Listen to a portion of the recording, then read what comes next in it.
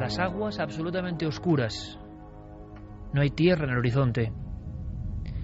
Le ha ocurrido a muchos marineros. Este es uno de tantos casos. Transcurren los días, las noches, el alimento es escaso y el sueño también. Es un sueño entrecortado, constantemente guiado por las inclemencias del tiempo, por tirar determinado cabo, por errar las velas.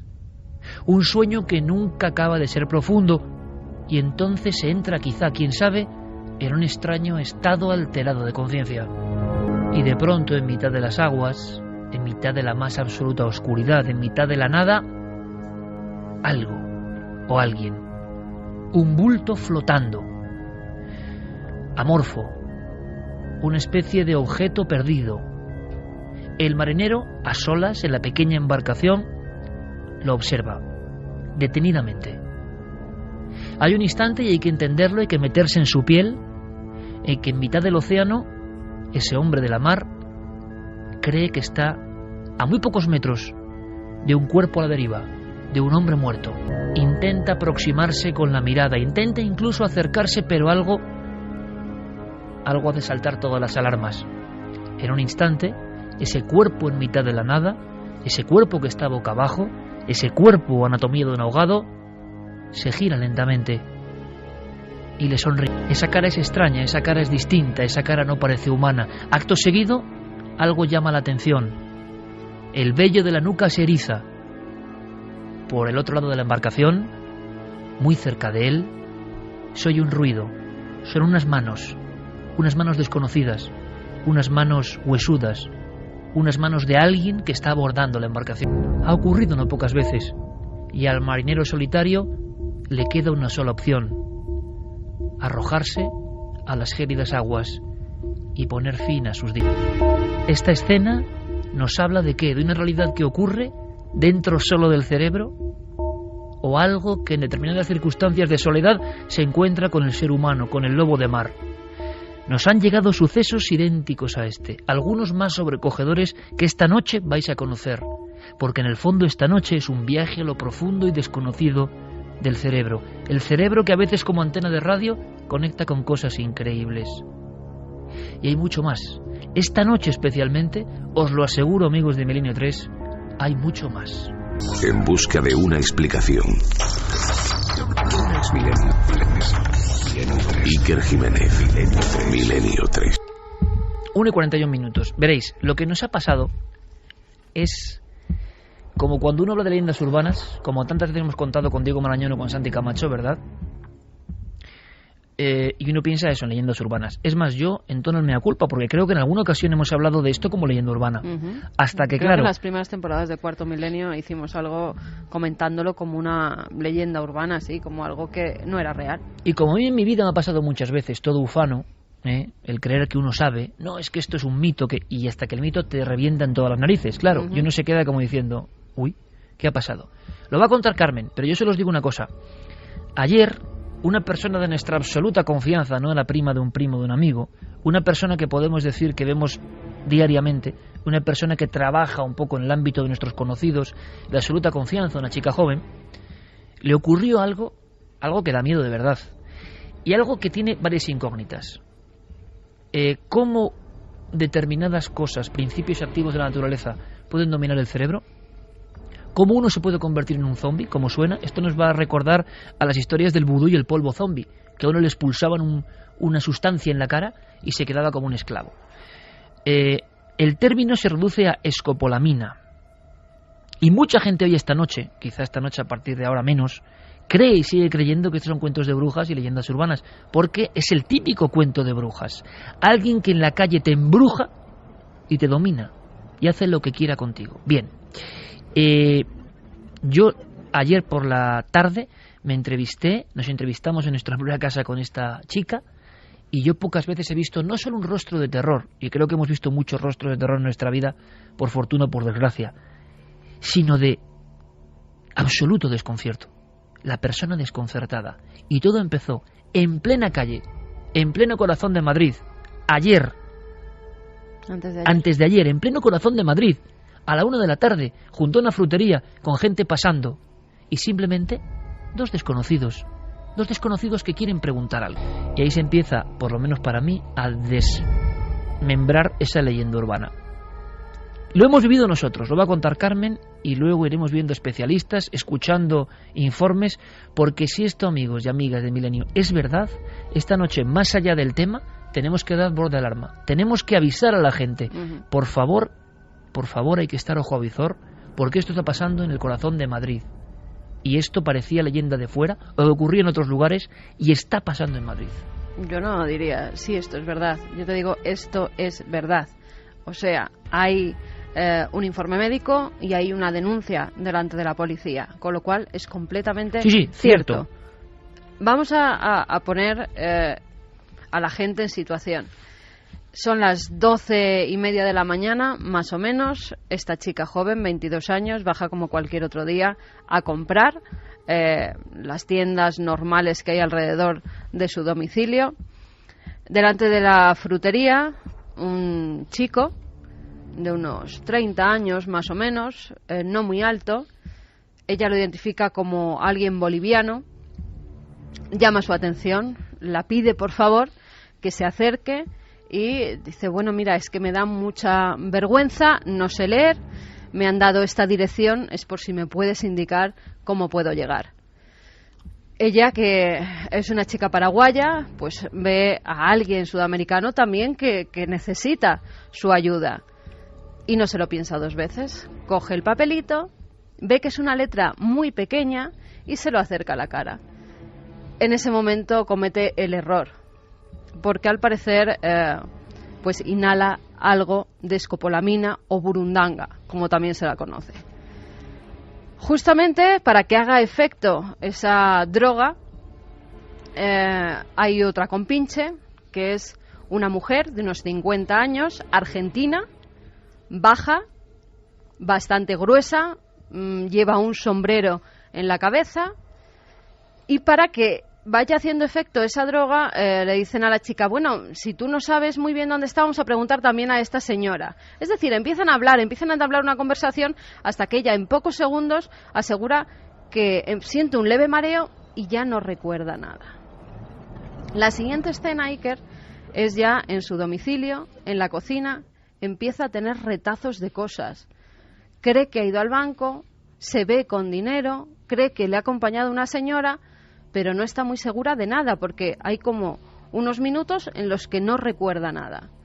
Para comprobarlo, baja a la entidad bancaria, que está frente a su domicilio, entra y le pregunta a la chica que hay en la caja si ha estado ella allí en lo que lleva de mañana, a lo largo del día. Y la chica dice que sí.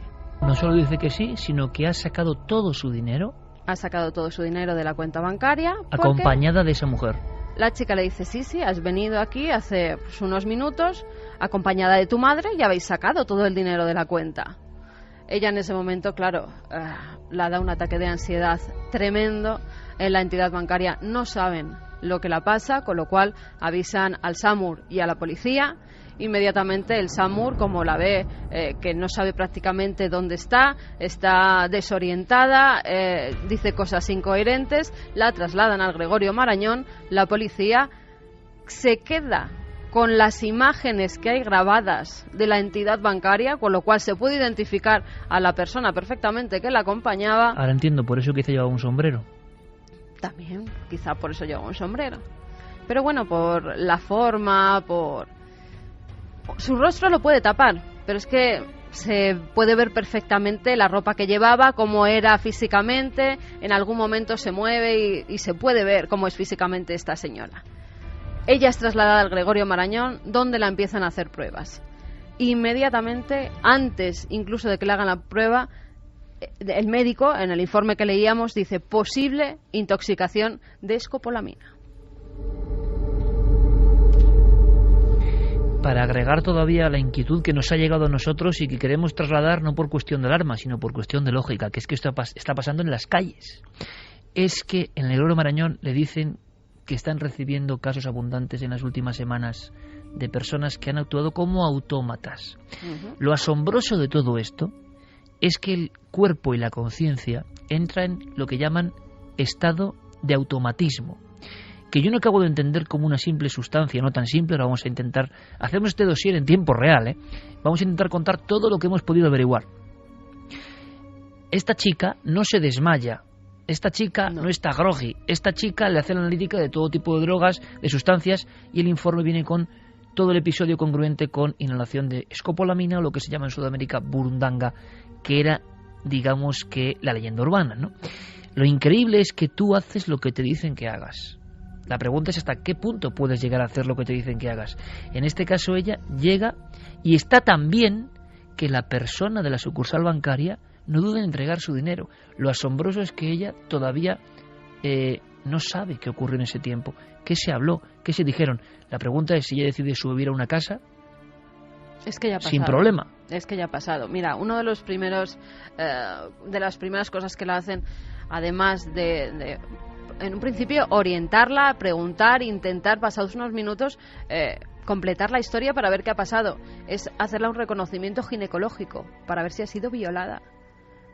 Porque la mayoría de casos de escopolamina son con agresiones sexuales, con lo cual tenían que descartar también eso, porque en muchos casos las han drogado, las han llevado a su casa, a la mañana siguiente o a las pocas horas se despiertan y han mantenido relaciones sexuales con alguien que ni recuerdan. Y ahora voy a algo más allá, que para mí es el misterio también de esta noche y tiene que ver un poco con esas sustancias que conocían los chamanes, que igual hay un origen en todo esto de este tipo, un origen mítico. ¿Cómo es posible que la delincuencia o determinadas alimañas, porque no puedo llamarlas de otra forma, a personas que hacen esto, conozcan una serie de principios activos, la dosis, la frecuencia, el tiempo de actuación? ¿Hasta qué punto la persona se va a convertir en un esclavo que ni sabe ni rige, pero que de cara a los demás no pasa nada? O sea, la gente que circulaba, compañeros, en ese barrio absolutamente normal de Madrid, no detectó nada anómalo. Si uno se desvanece, ahí ya no hay plan. No. La persona se convierte en un zombi. Hace lo que tú le digas. Contestas a lo que te pregunten. Ella no sabe inhibidor completamente. Inhibe completamente su personalidad. No sabe qué ha contestado, no sabe qué les ha dicho, no sabe si les ha dado las claves de su cuenta, si les ha dado la dirección donde vive. Lo asombroso es la ciencia no sabe todavía hoy por qué esa sustancia genera eso. Lo utilizan los delincuentes, que parece que en este caso saben más que la ciencia en este aspecto. Y a uno le asombra, ¿no? Dices, ¿cómo es posible? La ciencia lo que ha podido determinar más o menos es qué zonas del cerebro son las que están afectadas por esta sustancia. Se sabe que la escopolamina bloquea la acetilcolina, que es el neurotransmisor esencial para la memoria y que afecta especialmente a una zona del cerebro conocida como la amígdala, que es la que controla la agresividad y la ansiedad. Las bloquea, digamos que las deja en un estado de suspensión temporal, de tal manera que el cerebro sigue funcionando correctamente en el resto de sus funciones. Puede hablar, por ejemplo, la facultad del habla no se interrumpe en absoluto, puede moverse, puede recordar, por ejemplo, que tiene que utilizar una llave para entrar en su casa, en fin, puede actuar, pero de una manera mecánica, siempre bajo automatismo, ¿no? Siempre bajo las órdenes, digamos, o la instrucción de alguien. Y alguien se pone, esta mujer del sombrero en este caso, a decir lo que tiene que hacer, hasta el punto de que le obligan a sacar todo el dinero de su cuenta.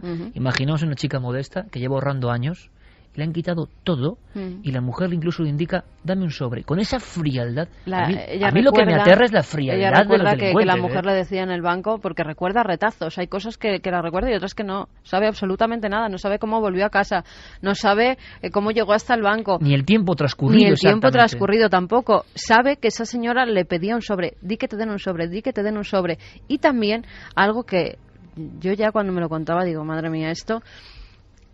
Ella decía que el chico la dijo, haz un juramento conmigo, vamos a enlazar los dedos meñiques y haz un juramento conmigo. Dice, Carmen, es que no sé lo que juré, yo no sé qué tipo de juramento me estaba haciendo creer, yo sé que enlacé los dedos con ese chico y me decía, esto hay que jurarlo. Ese es un detalle interesante porque no sé si la policía estará ya tomando en consideración todas estas pistas, pero sí. Muy probablemente este uso de la escopolamina o la burundanga, que es el término común, tenga un origen sagrado. de brujos. Es decir, hay una serie de...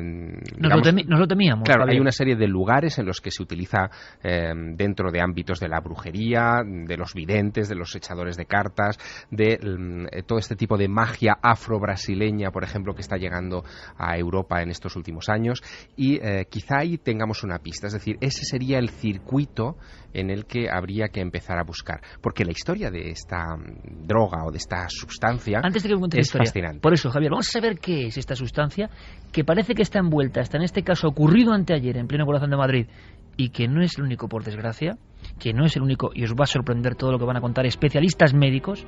Está envuelto también de un halo de esa oscuridad sagrada, pero en el aspecto revirado, ¿no? En el aspecto revirado. Bien, escuchemos por favor a José María Benito, que es inspector de policía y portavoz del SUP, y también escuchemos al doctor Cabrera, conocido por todos, porque nos hablan un poco de la sustancia en sí, que ya no es mito, amigos. Que yo mismo, repito, hubiese hablado como mito hace un tiempo, pero es que nos ha pasado directamente. En mi casa los informes médicos del Gregorio Marañón y la denuncia policial. Y resulta que hay una carpeta ya donde pone burundanga, ¿no? Donde están llegando, y que por desgracia en casos que vamos a contar muchísimo más graves, de personas que se han despertado en su casa, que simplemente se encontraron con alguien que les pedía una dirección en un mapa. ¿Dónde está esto? Se despiertan en su casa, no saben qué ha pasado y les han limpiado toda la casa, y a veces algo peor, ¿no? No es leyenda urbana, está pasando, y a veces las leyendas urbanas se convierten en realidad, por desgracia. Escuchamos a José María Benito, jefe inspector de policía, y al doctor Cabrera. Estamos hablando de una droga que se utiliza, una droga milenaria, se utiliza hace 2000 años. No es una droga sintética, es una droga natural que se consigue de algunas plantas y por lo tanto pues es de fácil acceso y de fácil utilización. Lo que sucede es que en la antigüedad se utilizaba para envenenar porque no dejaba rastros. Los antiguos romanos lo utilizaban para envenenar a través de la bebida. Es una droga incolora, insípida, no sabe a nada y por lo tanto es muy difícil de detectar. Es una droga que está en las plantas desde hace miles y miles de años, como es lógico, y se sintetiza de ellas. Es decir, de hecho, históricamente las cocciones de determinadas plantas se conocen hace cientos y cientos de años.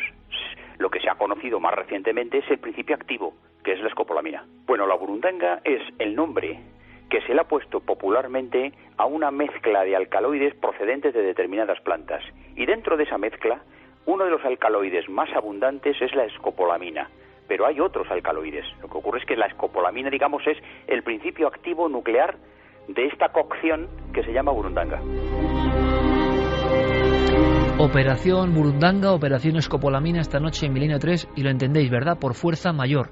Porque si nos ha ocurrido a nosotros, tenemos que contarlo, y vosotros nos tenéis que contar, porque quizá lo peor en esto es el silencio. Lo peor es que se siga pensando que es leyenda urbana. Lo peor es no creer a gente que dice no sé dónde está, me han robado todo, porque es muy difícil. Y lo hablábamos antes precisamente, es decir, estos testimonios en un principio, cuando no se conocía la de burundanga, dice, bueno, te lo has inventado, ¿qué has hecho? ¿Has bebido demasiado? No, analíticas, cero alcohol. Y muchas veces además no se denuncia por eso, porque la gente se siente culpable, creen que han bebido demasiado, que se han pasado en el estado etílico y piensan que es su culpa, con lo cual... Cuando les han echado la sustancia en la copa. Exactamente, se alerta. Además, fíjate, en julio ya la Organización de Toxicología Española alertaba de que no dejaran las copas cuando se fueran a fumar a la calle, que no hubiera ningún extraño que te acompañara a casa con el que hubieras estado tomando una copa, o sea que ya ha habido alerta desde este Santiago, verano. Antes de conocer un poco la planta en sí, aunque sea brevemente, tú que has hecho... yo creo que el mejor libro de leyendas urbanas que se ha hecho en este país, leyendas urbanas, mitos, esto de el desconocido que pone un poquito en tu copa y te atrapa, no es que tú te quedes dormido, dormida, ojo, estamos hablando de que tú te conviertes en su esclavo sin saberlo. Esto era pura leyenda urbana. Esto era pura leyenda urbana. De hecho, en la década de los 80 y 90 sí había drogas muy populares, sobre todo en Estados Unidos, el GBH, que lo llamaban la droga de la violación, que tenía unos efectos similares, pero para que nos hagamos una idea, es como comparar una aspirina con una inyección de morfina. Es decir, sí, los dos pueden ser analgésicos, pero la potencia es absolutamente disparatada. Además, encima las fuerzas del orden se ven con un problema añadido, que lo han dicho nuestros expertos, que es prácticamente indetectable. La prueba que se utiliza es la cromatografía líquida de alta presión, y muy contados hospitales en España 2 o 3 y en el mundo pues a lo mejor una docena o poco más tienen los equipos necesarios para hacer esa prueba, con lo cual el problema para probar delante de un juez que eso ha sucedido realmente es muy complicado. Javier, como si fuese un titular, ¿qué tenemos que saber de esta planta? Hablabas de origen metido en el barro de la brujería.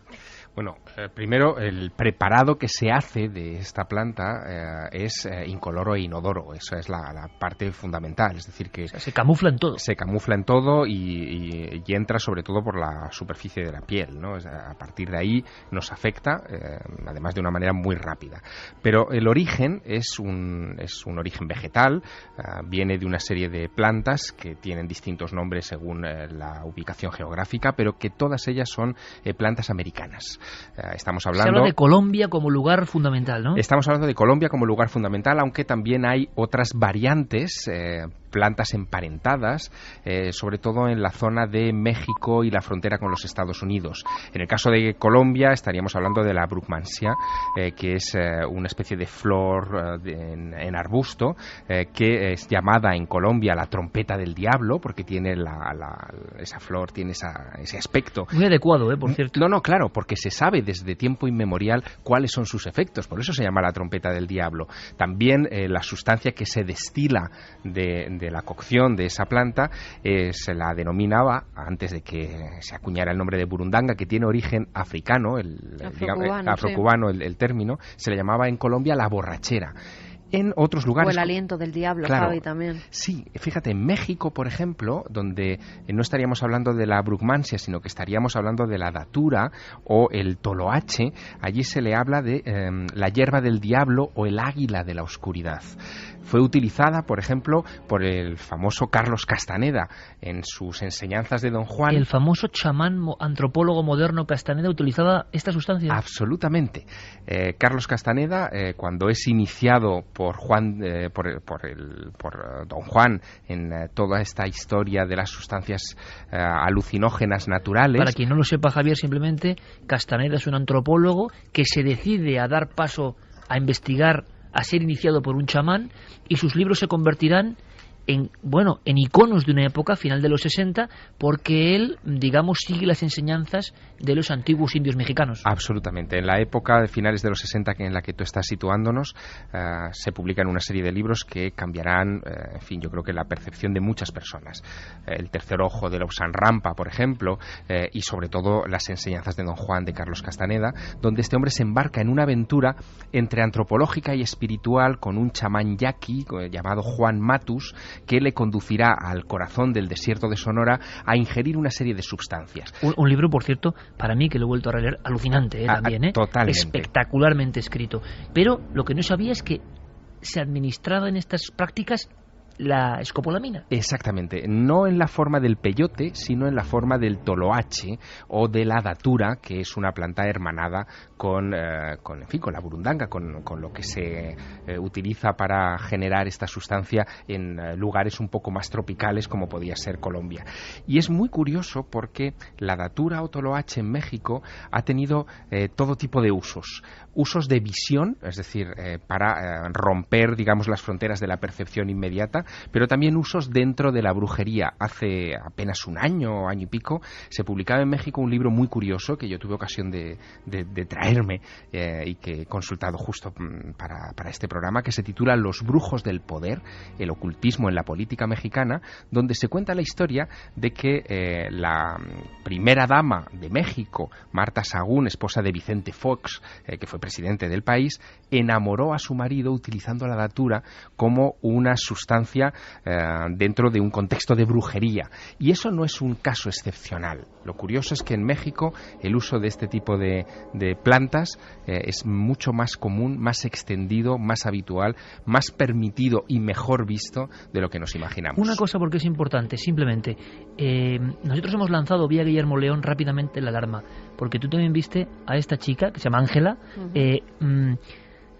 Es que pocas veces he visto yo, Carmen, una cara tan es que no sé cómo expresarlo, tan de desconcierto. Yo creo que tiene que ser algo parecido a los que aseguran haber sido abducidos, os lo aseguro. O sea, un tiempo perdido. Es un missing time, claro. Exactamente. Y no sabes qué ha pasado, sabes que no es bueno.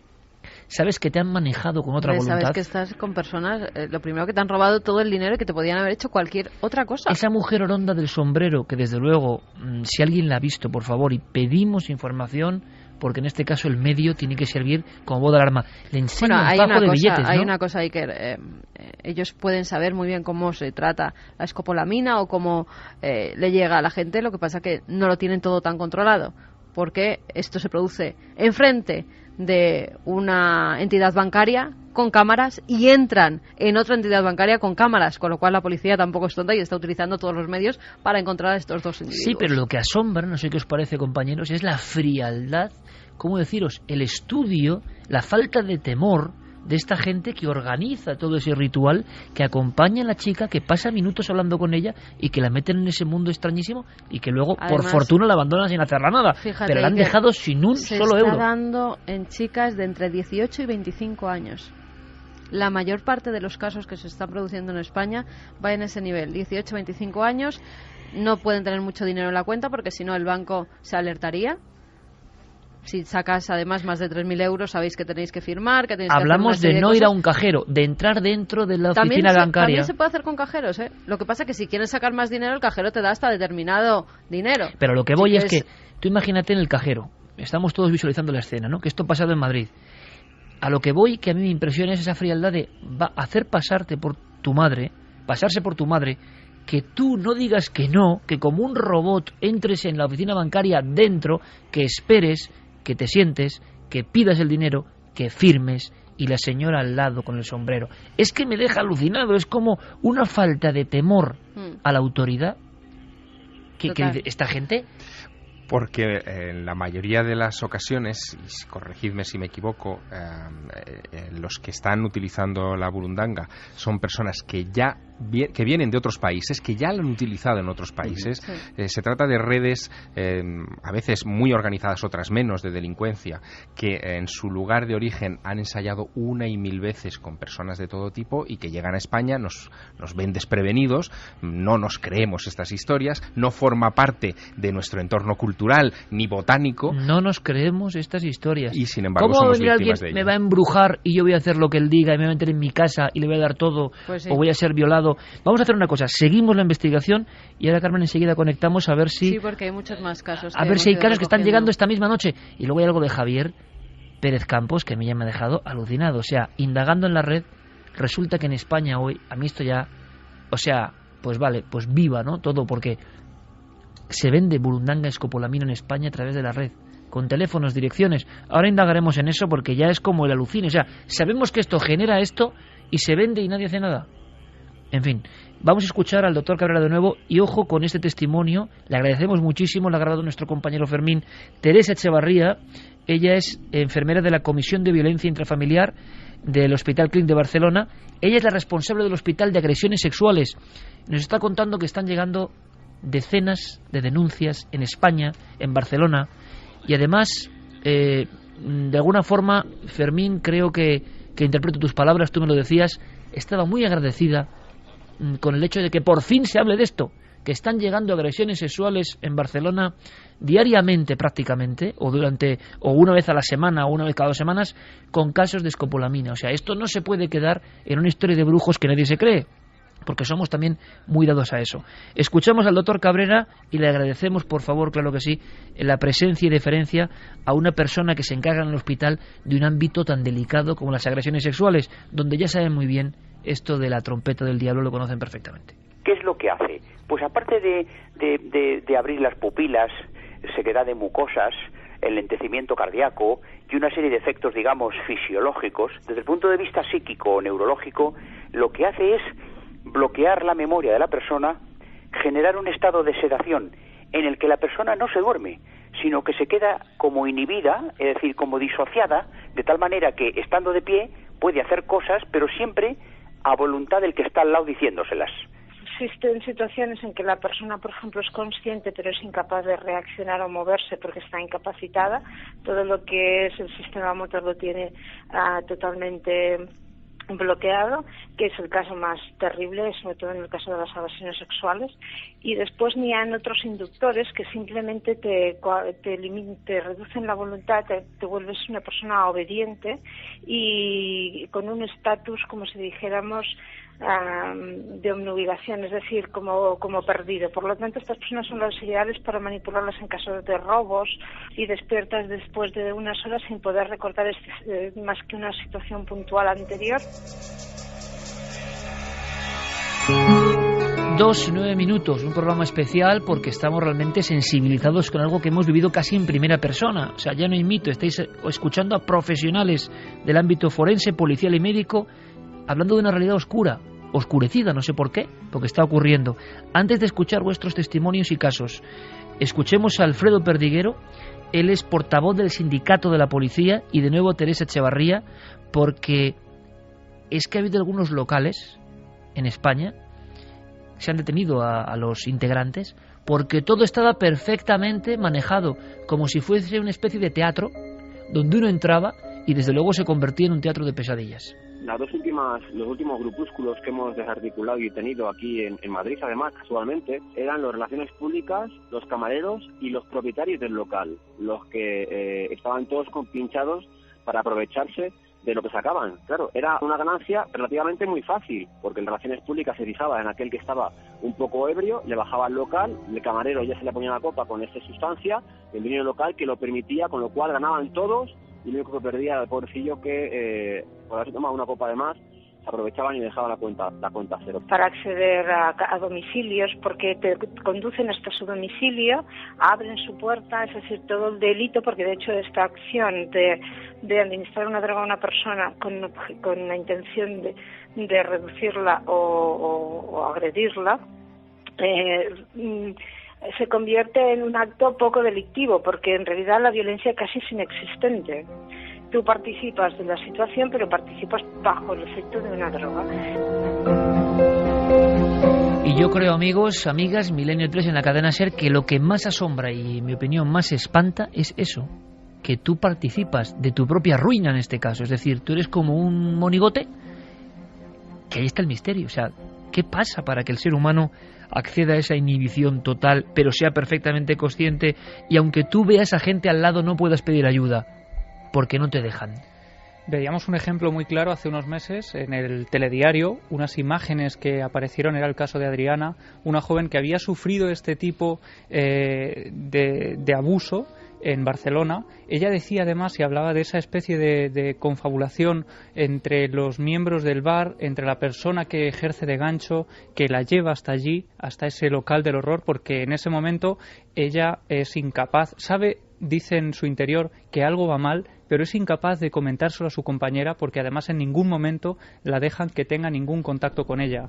Y es a partir de ahí cuando el agresor se va con la víctima a su colegio mayor, al colegio de esta estudiante, y las cámaras de seguridad graban cómo esta chica entra andando perfectamente, no parece que vaya ni siquiera ebria, ella misma es la que abre la puerta con actitud completamente normal, deja entrar a esta persona, y a partir de ahí esta persona le destroza la vida por completo.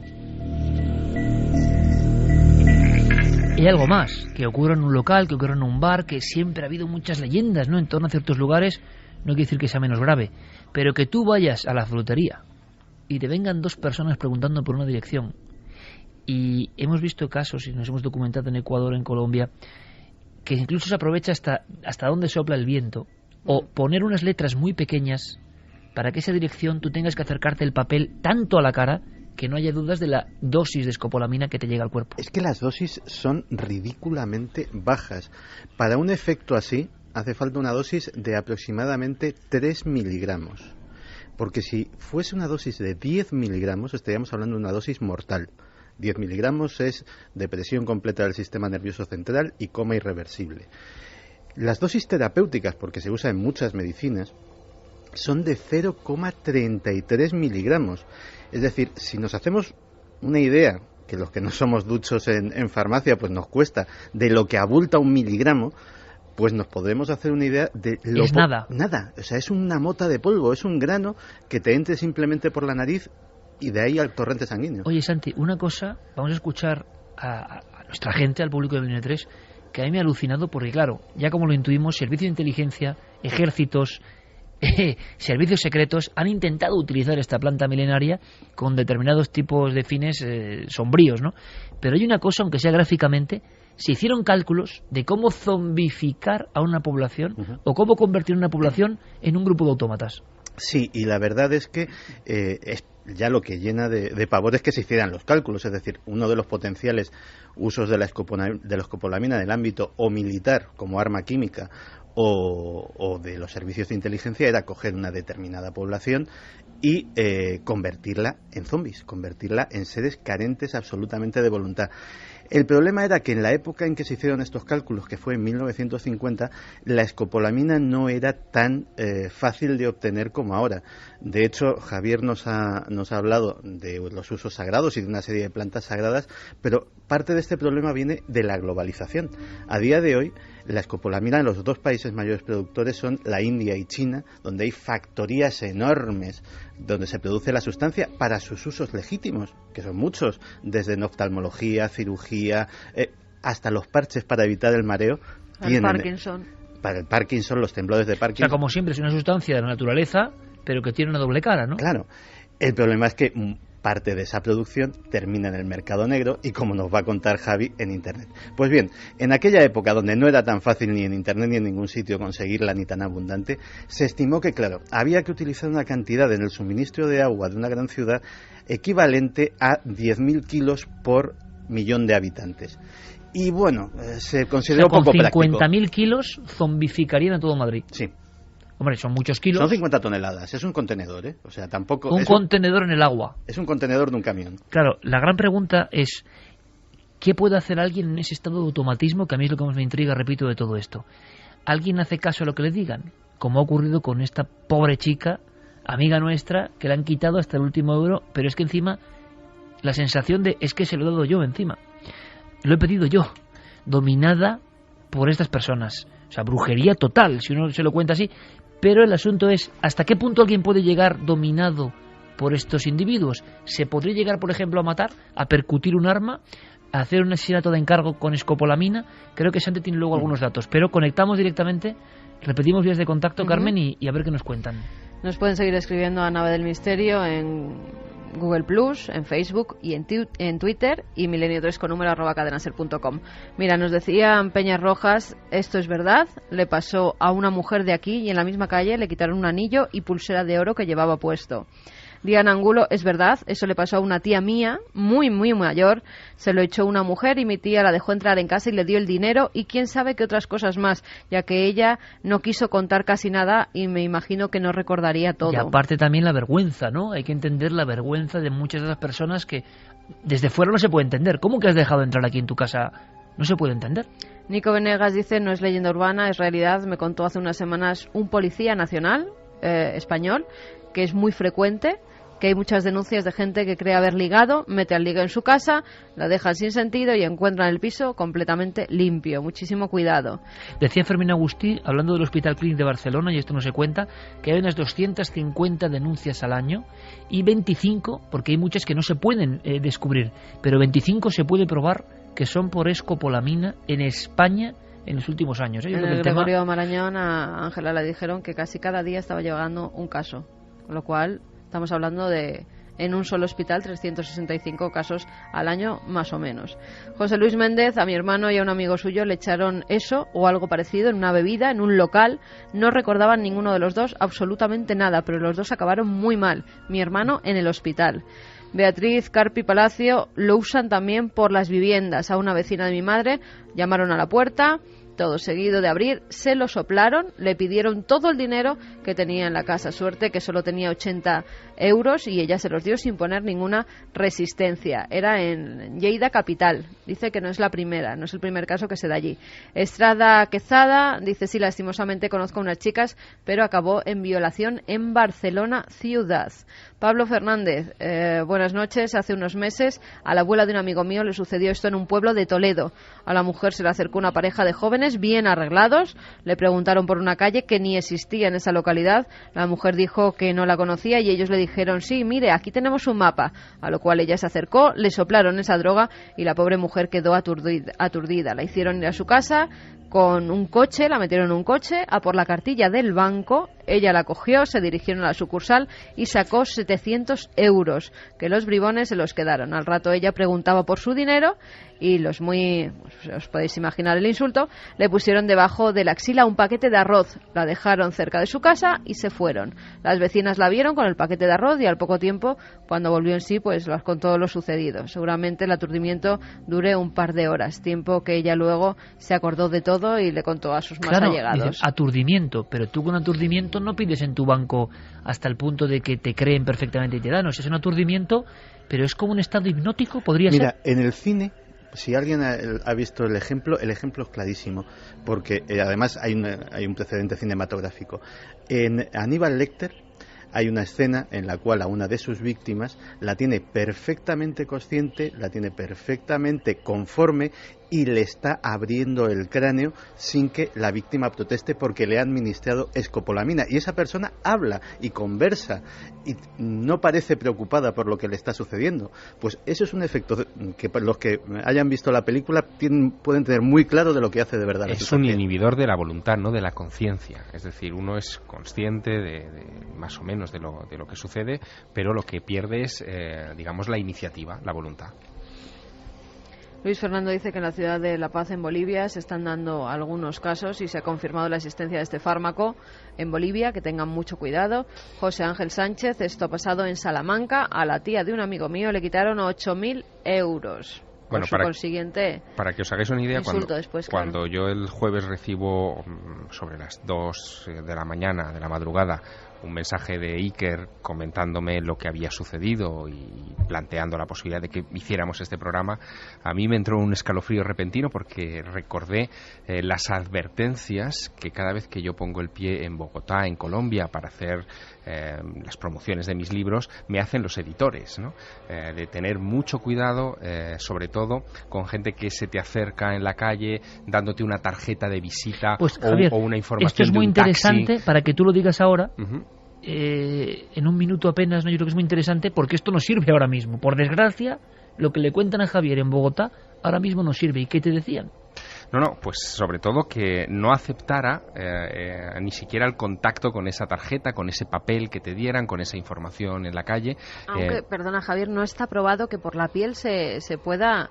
Hay mucha polémica en si puede transmitirse por la piel o no. Pero por la polémica los editores prefieren mantener a su autor seguro, por supuesto, ¿no? Sobre todo porque no se sabe, que a lo mejor sí que es cierto. Y había unas normas muy básicas de nadie que se te acercase repentinamente. Claro, a ver, en el caso de Bogotá, en Colombia, una de las zonas de actuación de estos delincuentes que utilizan la burundanga es la zona de los hoteles internacionales, porque los que acuden a esos hoteles, los huéspedes de esos lugares, son personas que no están prevenidos como mucha parte de la población ante este tipo de actuaciones y por lo tanto son víctimas más fáciles, llevan tarjetas de crédito, llevan divisas, en fin, tienes dinero, vamos. Efectivamente, son digamos un objetivo como muy claro, muy marcado. Evidentemente, uno que llega allí para promocionar sus libros, para hablar de sus cosas y tal, pues puede ser una víctima en un momento en que uno quiera acercarse al kiosco a comprar el periódico de la ciudad. Ha pasado también con taxistas,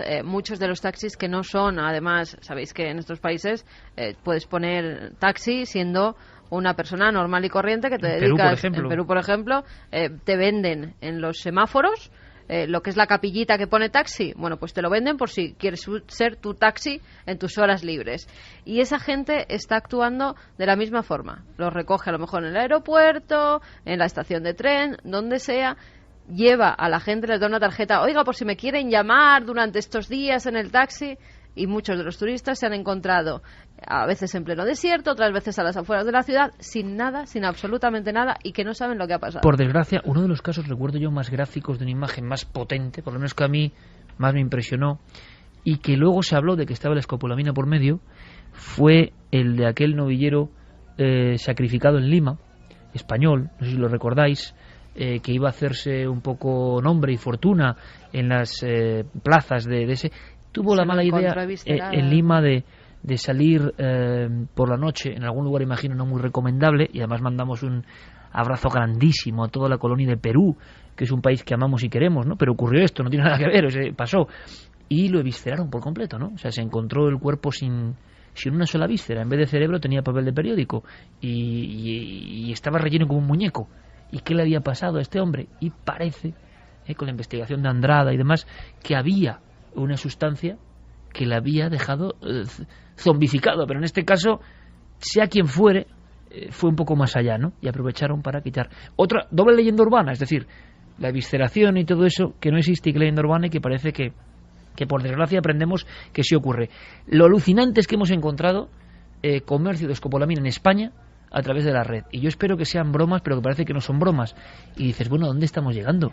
Antes de eso, escuchemos, por favor, a Juan González Armengol. Él es presidente de la Sociedad de Medicina de Urgencias de Madrid, y el psiquiatra José Miguel Gaona, que estuvo encargado de los planes de drogadicción, y que, ahí está el contraste, ¿no? Mientras muchos podíamos pensar que la leyenda urbana, estamos viendo a policías, médicos de urgencias, encargadas de agresión sexual en el hospital de Barcelona, que te lo están contando como una realidad que ellos viven. Entonces, ¿por qué hay esa fractura, ¿no? Entre la creencia popular, estas son cosas que se cuentan, y sin embargo los profesionales están viviendo estos embrujamientos, entre comillas, que, por cierto, parece que la sustancia hace efecto inmediato en minuto y medio, 2 minutos. Si te tienen un poco retenido hablando y tú no te enteras, en el tiempo que te están preguntando por la dirección, hay que tener cuidado. Y la pena, yo pienso, y es la conclusión, es que nos van a convertir en seres asociales. Es lo que está comentando mucha gente, que claro, que ahora haya alguien que se acerque a pedirles, por favor, una dirección, pues claro, que no se lo van a dar. Y uno va por la carretera y ve a alguien que te ayuda y le da miedo. Y dices, pues no, porque por culpa... también ha habido casos en coches, fíjate, que ahora que lo comentas, ha habido casos de, se nos ha pinchado la rueda a unos jóvenes, acercarse, le han soplado y le han dejado sin coche, sin dinero, porque han ido a la cuenta y nada. Pero el asunto es, seres asociales en esta sociedad, ya si vale la palabra asocial de por sí, y que ahora ocurren estos casos, y por culpa de unos delincuentes resulta que todo el mundo tiene que andar con miedo. Pero claro, tú vas con tu familia, con tu hijo, con tu hija, con tu amigo, con tu pareja, y te viene alguien raro o no raro a preguntarte y acercarte un papel, y desde luego o le vas a dar un manotazo o lo lleva claro. Que va sola. Ese es el tema. Es decir, si tú vas con tu familia, estás fuera de peligro. Si vas con un amigo... Porque lo van a notar, ¿no? Claro, y porque se trata de un contacto personal, directo, no es algo que tú puedas inocular en el ambiente, menos mal. Es decir, y que pueda hacer que se zombifiquen 2, 3, 4 o 5 personas. El problema es cuando vas solo. Sí. De hecho, además, hay multitud de este tipo de nuevos delitos que aprovechan la buena voluntad de las personas. El último que me enteré era bastante inquietante también, y ya aprovechamos, ya que estamos alertando esta noche, alertamos sobre otro más. Sencillamente detectaban chicos, generalmente chicas solas, que acudían al parking de un centro comercial, le robaban la matrícula, esperaban y luego le seguían en el coche. Y cuando paraban en un semáforo se ponían al lado, le enseñaban la matrícula, que decían, oye, que se te ha caído, y en ese momento aprovechaban cuando le iban a dar la matrícula para sacar a la chica del coche y robar el coche con todo su contenido. Vamos a hacer una cosa, escuchamos a 2 médicos, ojo, 2 médicos españoles, jefe de medicina de urgencias, presidente de la Sociedad de Urgencias de Madrid, y el doctor José Miguel Gaona. No es poca cosa, porque están hablando de algo que está ocurriendo ahora mismo. Yo no sé qué indicaciones, quizá algún profesional nos puede dar algunas más, pero escuchad, porque es para alucinar, sinceramente, está pasando ahora mismo.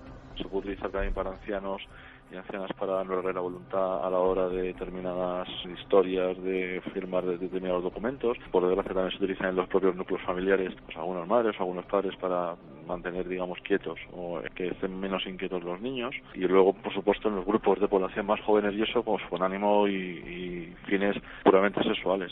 Hace relativamente pocos meses, en que una chica de origen sudamericano que trabajaba en un bar en Madrid con un patrón también sudamericano, pues de repente lo único que recordaba era estar semidesnuda, por ejemplo, en este caso en el bar, en un sillón, mientras el patrón se vestía, y no podía recordar absolutamente nada, excepto que había ido al cuarto de baño minutos antes, después justamente de estar tomando una bebida que compartía con el patrón en cuestión. Internet, hoy en día, esta droga que ha pasado por servicios de inteligencia, que ha sido utilizada como suelo de la verdad, esta droga que tiene un pasado chamánico y ancestral. Esta droga que parece que te convierte en autómata, dices, hombre, será algo muy difícil de acceder a ella. Tiene que ser algo propio de los clanes lumpen, delincuenciales, mafias. Javi, has hecho una búsqueda por internet simplemente en la redacción de un teclado. La búsqueda más sencilla, además, que cualquier oyente puede hacer ahora mismo desde su propio ordenador, desde su propia casa, puede conseguir este material. No es por dar ideas, es por denunciar lo que está ocurriendo. Para sí, que es increíble que ahora mismo las personas que se encargan de delitos informáticos de la policía tienen que tomar medidas ya. Es que esto no puede escapar al control, a no ser que sean bromas, que yo no sé qué bromas pueden ser. No. De hecho, hay una serie de... el comercio libre por Internet es un problema de dimensiones bastante importantes. Hay una serie... Vamos a vender uranio también, ¿no? Pues mira, no me extrañaría. De hecho, hay una serie... Bueno, han comprado explosivos y de todo, ¿no? Uh-huh. Se pueden comprar por Internet, con lo cual ya no me extraña nada. Mira, podría citar ahora mismo 3 o 4 páginas web, no las voy a citar, evidentemente, dedicadas, digámoslo así, al comercio internacional, donde se pueden comprar desde falsificaciones de todo tipo de productos hasta falsificaciones de todo tipo de medicamentos y, desde luego, escopolamina.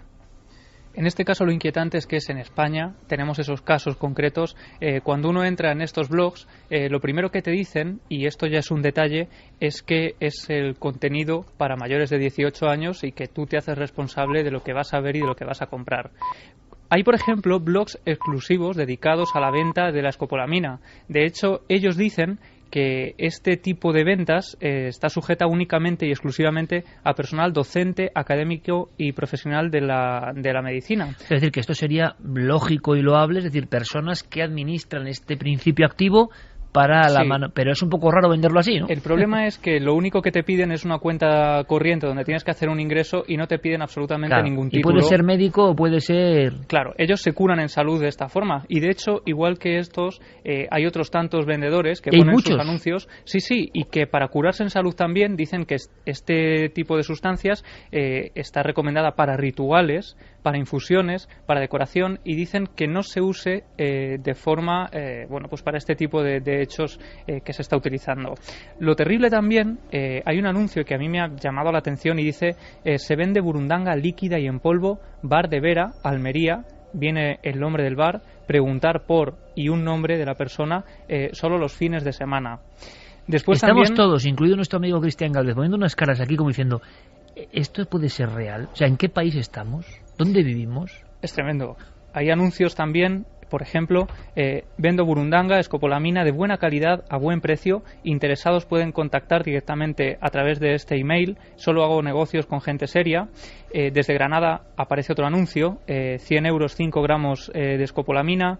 Otros venden... 5 gramos. Con 5 gramos la que lías es pequeña. O sea, 5 gramos descontrolado matas a alguien, evidentemente. Sí. Yo he visto ofertas, en fin, como oferta y la demanda, y más barato incluso, por 170 euros 50... Sí.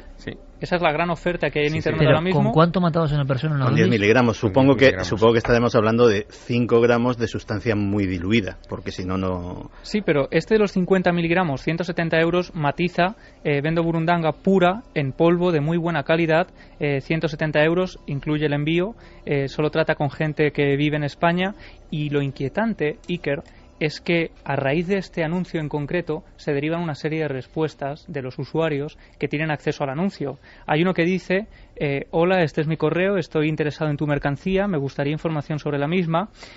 Otros dicen, hola, me interesa comprar, pero explícame qué cantidades se necesita para usar en una persona. Y otro, muy escueto pero muy alarmante, hola, soy de Madrid y necesito burundanga. Este es mi correo electrónico.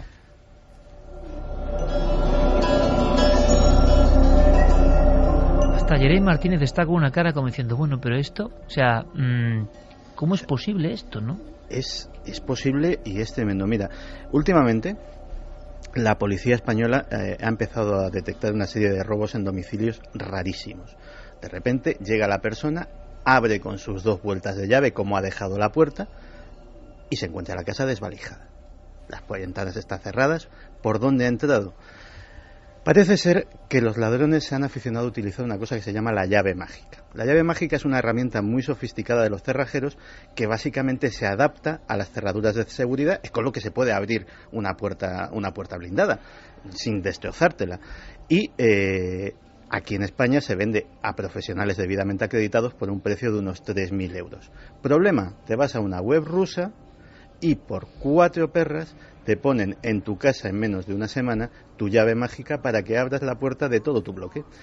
Y es que alguien tendría que poner coto a estas cosas, la verdad. Sí, dicen poner puertas al campo, ¿no? Pero claro, y ya no es una cuestión de la libertad o no libertad de Internet, claro, pero es que ya esto es como el mundo al revés, absolutamente. Una cosa más, Santi, como retazo esta historia increíble, porque hay muchos mensajes de gente muy inquieta y de verdad, aquí no es cuestión de causar una alarma para que nadie ayude a nadie por la calle, pero si desde luego veis a dos personas que os vienen con una historia de una dirección, no las conocéis, os sentís un poco mal de inmediato, hay que dar un grito, un alarido, acercarse a una persona lo más próxima posible, llamar a la policía, porque si uno se empieza a encontrar mal. Es que esto es segundos, es que no. Bueno, aquí lo que habría que ver, que yo no he visto evidentemente las imágenes de los vídeos de los bancos, etcétera, pero habría que ver también cómo se protege el propio que esparce la burundanga del efecto de la burundanga. Es decir, en qué medida, si ellos llevan algún tipo de protección, o guantes o... Por lo que se sabe, dicen que incluso la propia cartulina está perfectamente administrado para que incluso poniéndose en contra del aire, sí. Se esparce de cierta forma y tú protejas volviendo a cerrar ese papel. Además pasa otra cosa, que siempre van dos precisamente por eso. Uno está alejado, el otro, la señora estaba alejada, la hacen venir y toma para las riendas. Si le haya pasado algo, si haya absorbido algo de burundanga, la persona que te la está administrando, pues haya otra persona porque que te diga, curiosamente, no te preocupes, que estoy claro, aquí, y sea la otra la que se haga cargo de todo. La persona uno que hace de gancho, que te llama la atención, el que no sabe leer, el pobrecito que te dice que le ayudes, queda en un segundo plano, se puede quedar en un banco por si... Y la persona dos que está guardando, que me parece lo más siniestro, lo del sombrero evidentemente tiene que ver con intentar, y ojalá demos pistas para que evidentemente estas personas sean capturadas. La del sombrero es para que las cámaras, y saben que van a entrar en un banco, no sea captado, y entra en segunda posición en esa especie de teatro. Y luego que casi todos los alcaloides tienen antídotos, es decir, también puede, digámoslo así, tomar algún tipo de sustancia que le proteja de la intoxicación. La CIA estuvo muy interesada, y otro sobre inteligencia, pero para resumir, en esta sustancia. Te hago un breve resumen de la historia oculta de la escopolamina. El primero que se tiene constancia histórica de que la usó fue el príncipe Félix Yusupov en la época de los zares, el mismo que mató a Rasputín. Pues el príncipe Yusupov se dedicaba a o envenenar a sus enemigos en casa o a convencer de esta forma tan expeditiva a sus potenciales amantes también en su casa utilizando escopolamina. Años más tarde se empezó a utilizar como droga de ayuda al parto. Cuando no existía la epidural, pues uno de sus efectos tiene efectos anestésicos, y este estado de amnesia y de falta de voluntad pues parece ser que en partos difíciles pues ayudaba bastante. Así que no es de extrañar que el primero que se le ocurrió en 1922 utilizarlo como suero de la verdad fuera un obstetra de Dallas, Texas, que se llamaba Robert House. Robert House se fue a la comisaría de Dallas a administrar escopolamina a los sospechosos e interrogarles con el beneplácito de las autoridades locales. Y estos cantaban porque eran incapaces de mentir. Claro, decía, lógicamente, él dijo que eran pruebas muy prometedoras porque las contestaciones eran bastante consecuentes con las pruebas que luego obtenía la policía. Y así se quedó la cosa hasta la Segunda Guerra Mundial, que el doctor Joseph Mengele, el ángel de la muerte de Auschwitz, pues también estuvo experimentando con escopolamina. O sea, el botiquín de la muerte de Mengele también es toda esta sustancia. Sí. Y, de hecho, son las notas de Mengele capturadas por los norteamericanos las que hacen que la CIA se interese en la escopolamina como posible droga de la verdad. Descubren que como droga de la verdad es floja, porque tiene efectos secundarios, entre otras cosas hay gente que le produce alucinaciones. Los testimonios que se pueden sacar, o sea, hay ausencia de voluntad, pero muchas veces los testimonios son o muy pueriles o muy inconexos con la realidad del sujeto, pero descubrieron el efecto precisamente que más les interesaba, que anulaba completamente la voluntad del individuo y sobre todo producía una más que conveniente amnesia en que para encubrir las operaciones que se hubiesen hecho sobre ese individuo, sea registrar su casa, sea interrogarle sobre tal o cual cosa, o sea simplemente secuestrarle, pues a un servicio secreto le venían muy bien. Por lo tanto, llegamos al último punto de la pirámide, de esta pirámide de locura. Es, ¿alguien puede matar con los efectos de la escopolamina? Nos lo preguntábamos hace unos minutos. Y ha habido grandes casos, importantísimos casos de crímenes, donde ha estado de fondo la sombra de la escopolamina. Hay uno que nos va a dejar sin palabras. Hay uno en concreto que los teóricos de la conspiración siempre han sospechado que la escopolamina estaba detrás, y era el asesinato de Robert Kennedy.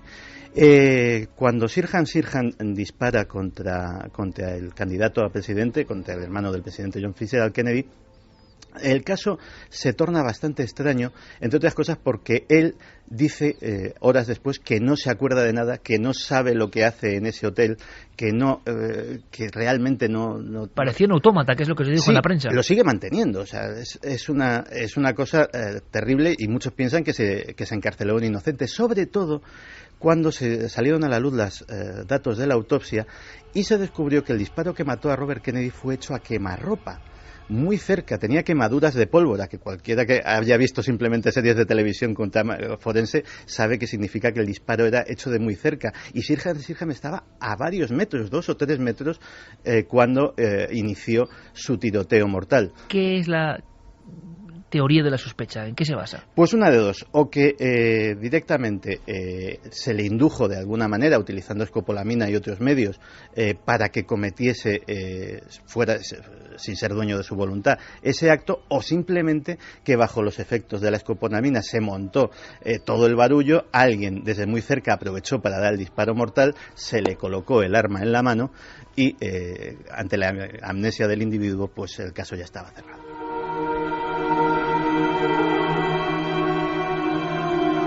A partir de un acontecimiento puntual ocurrido certeramente, ha ocurrido así como os lo contamos, si fuese otra persona, bueno, lo hubiésemos entrevistado evidentemente, pero en este caso es alguien de nuestro círculo, más o menos de amistades, de conocidos.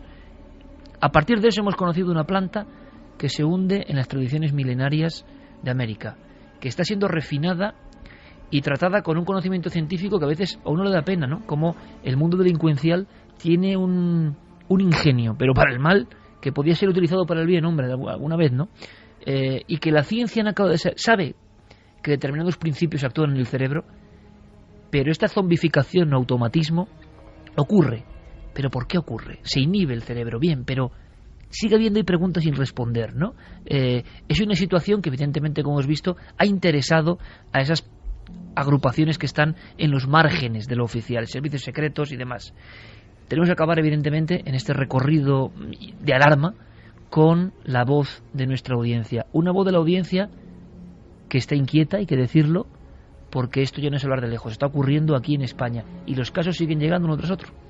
Pues sí que siguen llegando. Álvaro Criado dice, a una tía mía le quitaron todo el oro de casa, aparte se la llevaron al banco y le hicieron sacar 12.000 euros. Ella dice que se acuerda de todo perfectamente, pero que no sabe que la impulsaba a obedecer las órdenes que le daban, y es más, se encontró en el banco con una prima mía y se escondía para que no la vieran con quién estaba y qué estaban haciendo con ella. Así es que alucinante. Saludos desde Cáceres, directores de sucursales de banco, por favor.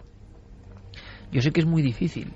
Evidentemente, si hay clientela que es muy afín, pueden detectar. O sea, esta chica, las personas modestas, no sabían quién era su madre. Y entonces pensaron que era su madre, la señora del sombrero. Pero si alguien ojalá podamos ayudar. Si en alguna sucursal de banco, mañana, esta semana, va a pasar algo de esto, y alguien se entera porque nos ha escuchado, ya este programa está hecho bien. Por lo menos si tienen la menor duda que pidan la documentación al acompañante. Exactamente. Y se establezca si hay un grado de parentesco. Es algo tan sencillo. Tiene que ser eso. algo que llame la atención, ¿no? Claro. Que estén muy atentos, porque de verdad es increíble. Esto sí que suena a aquella serie de Chicho Ibáñez Serrador, anterior a Historias para no dormir, de le puede ocurrir a usted, que era tremendo porque en España hubo colapso porque decían, pero esto es así, te puede pasar a ti, no estás al margen.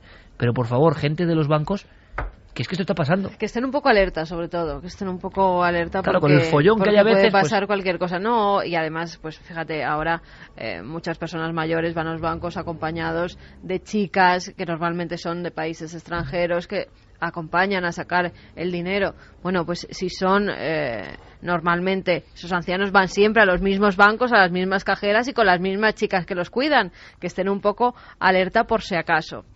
Además, suelen ser con personas muy jovencitas, 18, 25 años. Es que es un margen y que no tienen mucho dinero, que no es alarmante que saquen tanto dinero del banco. Vamos con más.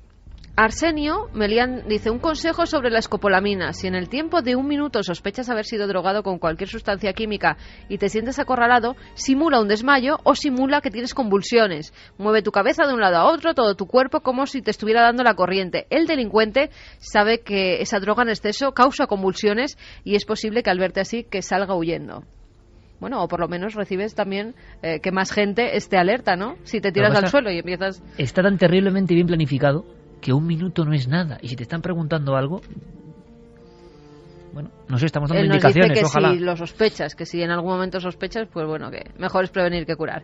Yolanda Molina, doy fe de que es verdad, a mis abuelos les sacaron dinero así, intentando vender unas toallas y arrimándolas a la cara. Aún damos gracias de que no pasara nada más grave. Esto es terrorífico, esto es terrorífico. O sea, puerta a puerta, llamada, y luego dices, van a convertirnos en una sociedad de robots, de que no abras la puerta a nadie, de que no te fíes de nadie, porque lo que no quieres es que te pase algo. Pero fíjate esta pobre gente que han abierto la puerta a X vendedor. Y luego otra cosa, pagan justos por pecadores, que habrá mucha gente, vendedores, que se están ganando humildemente la vida y que también les están fastidiando a esta gente, claro, que el miedo nadie abre. Ya no abres la puerta. Bueno, hay sitios en los que sí, ¿no? Que siempre ha sido así. Pero desde luego, con toallas con escopolamina, acercándolas a la cara. Claudia Betancourt dice: lamentablemente tengo que decir que hace unos años en mi país surgió gente que se acercaba a ti y te decía si querías oler un aroma, llevaban un frasco de perfume y sin que te diera tiempo a responderle te lo echaban directamente en la cara. Pueden animarse los demás. Lo digo para que tengan cuidado, pues no solo en los papeles, sino de todas las formas que pueda esta gente imaginarse. Han dicho también que utilizan, había uno de los mensajes que utilizaban como vendedores de colonias, de perfumes que van a tu casa por mucho más barato de lo normal, perfumes de marcas caras, y es eso, te lo hacen oler y de nuevo en tu propia casa se meten y te roban absolutamente todo. Bernardo Roldán dice: hasta hace unos meses yo tenía en mi casa esa planta, la burundanga. Mi madre la compró porque le gustó la flor tropical. A los meses se enteró que esta flor se usaba para crear una droga y decidió tirarla a la basura porque se encontraba en la terraza que da a la calle y cualquiera podría entrar y llevarse las flores para crear la droga. Mi vecina, al ver que la tiraba a la basura, le dijo que sí se la daba y actualmente se encuentra en el jardín de ella como una simple planta decorativa. La trompeta de los muertos que decía... Bueno, fíjate, se decía que no había que dormirse debajo de esa trompeta porque en muchas selvas tropicales es verdad que crece. Y decían que no había que dormirse porque por la mañana habías tenido una especie de ensoñación, de alucinación si dormías debajo de ella. Por el polen que cae, esa sustancia podía absorberse y claro, tenías unos viajes, imagínate. Fíjate también la historia mítica que hay en cada planta y en España incluso. Yo en las Urdes, investigando en las Urdes, encontré un montón de historias maravillosas y terroríficas. Por ejemplo, de la planta embudera, que es una planta tóxica que crece en los ríos, y la leyenda de que si te dormías debajo de su sombra tenías unos sueños diabólicos donde de alguna forma entidades extrañas entraron en tu cuerpo. Esto quiere decir que ocurrió de verdad por ensoñaciones o por ingesta de esa planta, ¿no? Mira, más cosas. Mario Leonardo, lo mismo que estáis contando que hacen con la burundanga, lo están haciendo con éter. Son personas de Europa del Este que te paran por la calle y te dan a oler supuestamente perfumes que llevan ellos en mochilas. Al olerlo caes desmayado y te quitan la cartera y todo lo que lleves de valor. Esta noticia también está corriendo por la red de estos últimos meses. Sí, pero caer desmayado ya provoca una alarma en la calle. Imagino que no se puede hacer en plena Gran Vía a la 1 de la tarde, pero es que esto ha pasado en una calle transitada, en una calle con gente, y lo que asombra es que tú no das ningún tipo de motivo para que te ayuden, para que te auxilien. Si te caes al suelo, en fin, seguimos recibiendo toda la noche mensajes porque estamos abriendo una perspectiva terrible, pero os hablábamos de alucinaciones, que en el fondo tienen mucho que ver con esta historia. Yo empezaba con una escena, ¿verdad, Javier? Empezaba con una escena de marineros que veían cosas. Hay muchos encuentros considerados dentro de la ufología, dentro del misterio, encuentros en alta mar terroríficos. Hay algunos pues por la soledad del lugar, por estar, por ejemplo, tripulaciones con muy poquitos miembros. Yo he podido entrevistar, Javier también, todos aquí, a marineros que han vivido en la noche pues la presencia de un objeto, por ejemplo, bajo el agua, de figuras incluso, hay figuras o encuentros con humanoides, entre comillas, en la casuística, ocurridos, recuerdo, en Rosas, recuerdo en diferentes lugares, en Cádiz, con figuras. Bien, pero hay una cosa todavía más rara, sobre todo en los marineros solitarios, y como estamos hablando de cómo el cerebro a veces ve cosas, accede a cosas, hemos recordado una historia de una de las personas que tuvo ese tipo de alucinaciones. Isidoro Arias quería dar la vuelta al mundo, ¿verdad, Javier? 2006. Sí, él era un marinero con experiencia, tenía 49 años cuando el 28 de marzo de 2001 desde Benalmádena zarpa con la idea de dar una vuelta al mundo con su velero, sin plazos ni hoja de ruta. Un barco relativamente pequeño. Exactamente. Por lo tanto, la única conexión que tenía era por el teléfono satelital con su familia, pero en un momento determinado, el 25 de marzo de 2003, su familia establece la última comunicación telefónica con ella. Fue una comunicación extraña, preocupante, porque en ella Isidoro aseguraba que unos pequeños seres estaban abordando su velero, que lo venían haciendo en las últimas jornadas en las que no se había establecido esa comunicación, y que el acoso era realmente insoportable, que Isidoro no podía descansar a bordo de su embarcación. Se encontraba entonces a unas 600 millas de la isla de Santa Elena, en el océano Atlántico, y cuando finalmente, por indicación de su familia, con la lógica preocupación, se localiza la embarcación de Isidoro, el barco está vacío, todo está en orden, se encuentra muy cerca de Costa de Marfil, y su última anotación nocturna dice: alguien está subiendo por el casco del barco. Dejó intacta hasta la comida en un plato, el equipo de radio encendido, y los últimos gritos fueron de angustia, y hablaba de un ser que estaba subiendo. Había visto algo flotando en el agua, que parece que le hacía alguna mueca, algún gesto, pero algo que era definido como no humano, como criatura extraña, no era un buzo, no era... Y claro, hay que imaginarse ese hombre solo en alta mar. Pudimos hablar en su día con su propio hijo, Isidoro no ha aparecido, desaparecido todavía, y esa es su catalogación, digamos, como tanta gente que desaparece en el mar. Pero aquello es un misterio, porque ¿qué obligó a un marino experimentado a lanzarse en la noche a alta mar? Eso es que estás absolutamente aterrorizado. Y ahora hay novedades que nos va a contar Javier en torno a este tipo de apariciones o alucinaciones. Pero suena fuerte escuchar ahora al hijo de Isidoro. Ojalá se resuelva el caso, ojalá. Parece ya difícil. Yo pensaba que era más reciente el caso. Fíjate, Javier, han pasado ni más ni menos que 10 años del último mensaje de un marino solo, que describe algo que podría ser tomado casi como un encuentro con el misterio. Así nos lo contaba su hijo. ¿Qué estaría viendo o qué no estaría viendo ese señor, mi padre, Isidoro Arias, en ese momento para estar así de alterado y estar así de preocupado y estar enviando noticias de que está viendo seres extraños o que está viendo enanos, o que le hablan, o que no lo está viendo pero lo está escuchando? En cualquier caso, me parece que tuvo que estar pasando muy mal. Tuvo que estar pasándolo muy mal. Y es el caso, por ser un español que intentaba una proeza, que tuvo un seguimiento mediático y que el viaje fue un viaje interrumpido, ¿no? Como el famoso viaje de Bernie Matty Hill. En un momento dado se acabaron las pistas y la última señal es de angustia y de terror, no de encontrarse con alguien, sino con algo. Bien, Javier, esta misma semana teníamos noticias de algo muy interesante en torno a esas pruebas del hombre frente al mar, y que estas cosas parece que son más habituales de lo que creíamos, ¿no?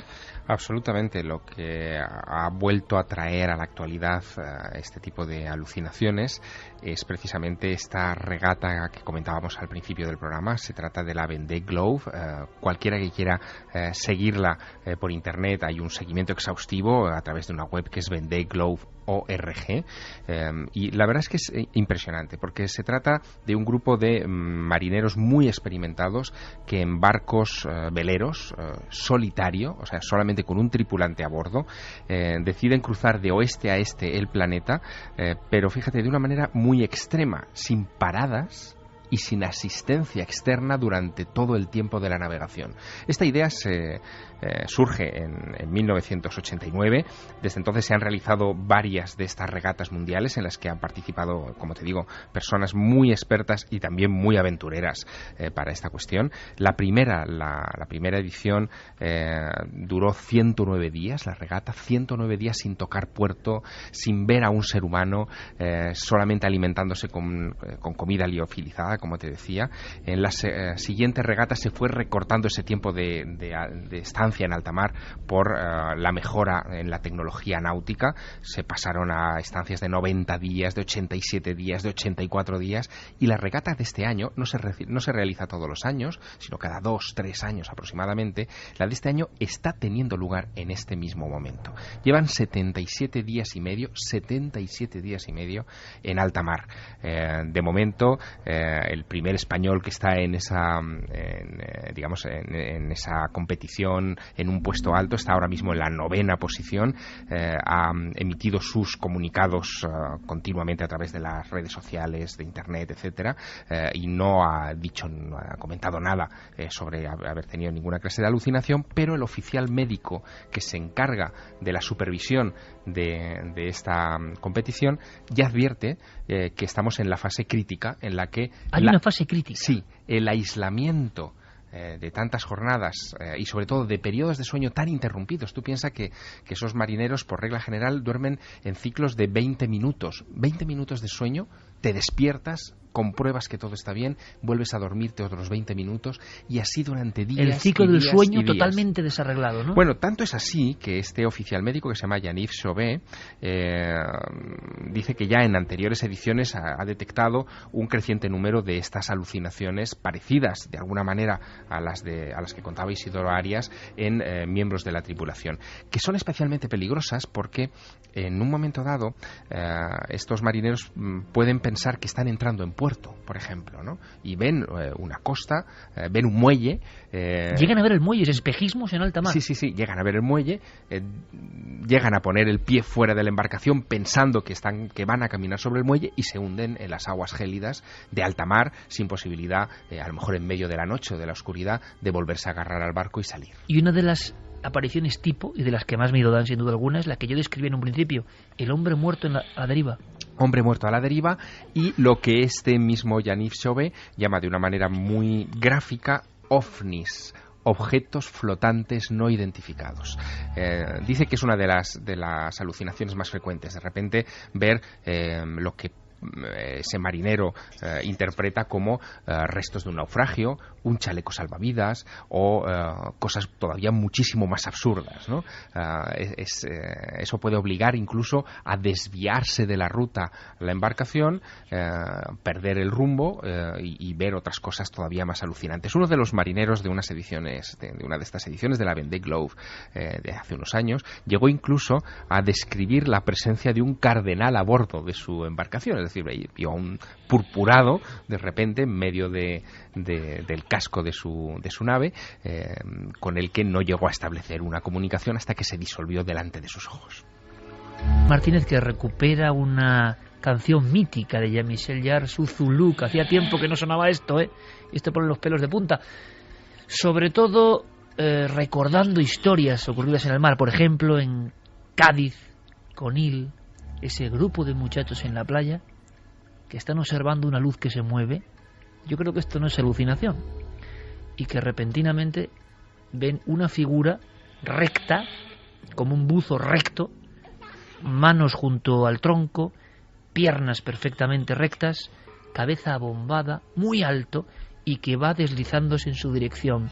Lo miran incluso por los binoculares y logran, en septiembre ya, logran contemplar como esa criatura que no parece humana va a su encuentro, va incluso generando cierto salpicar del agua porque va por ellos. Anteriormente y cerca de la orilla han visto dos figuras con una especie de túnicas y están aterrorizados. ¿Es el mismo fenómeno? Parece que no, pero en el mar pasan muchísimas cosas. A la vuelta vamos a hablar con un médico que nos va a hablar de alucinaciones, pero alucinaciones tan raras, entre otras muchas cosas que vamos a comentar en la tercera hora, que muchas de las personas o se callaban o no lo decían porque de inmediato eran ingresadas en el psiquiátrico. Y resulta que la ciencia ha descubierto que no tienen nada de patología psiquiátrica, que esas alucinaciones, síndrome de Charles Bonnet, se está trabajando médicamente en España hoy, ocurren realmente. Pero a las 2:58, este programa, bueno, han sido médicos, policías, y está ocurriendo. Quiero conectar, como siempre, con Fermín Agustí, nuestro compañero. Fermín, buenas noches. Buenas noches, Iker. Espero que no sean una alucinación lo que me cuentas. Todo lo contrario.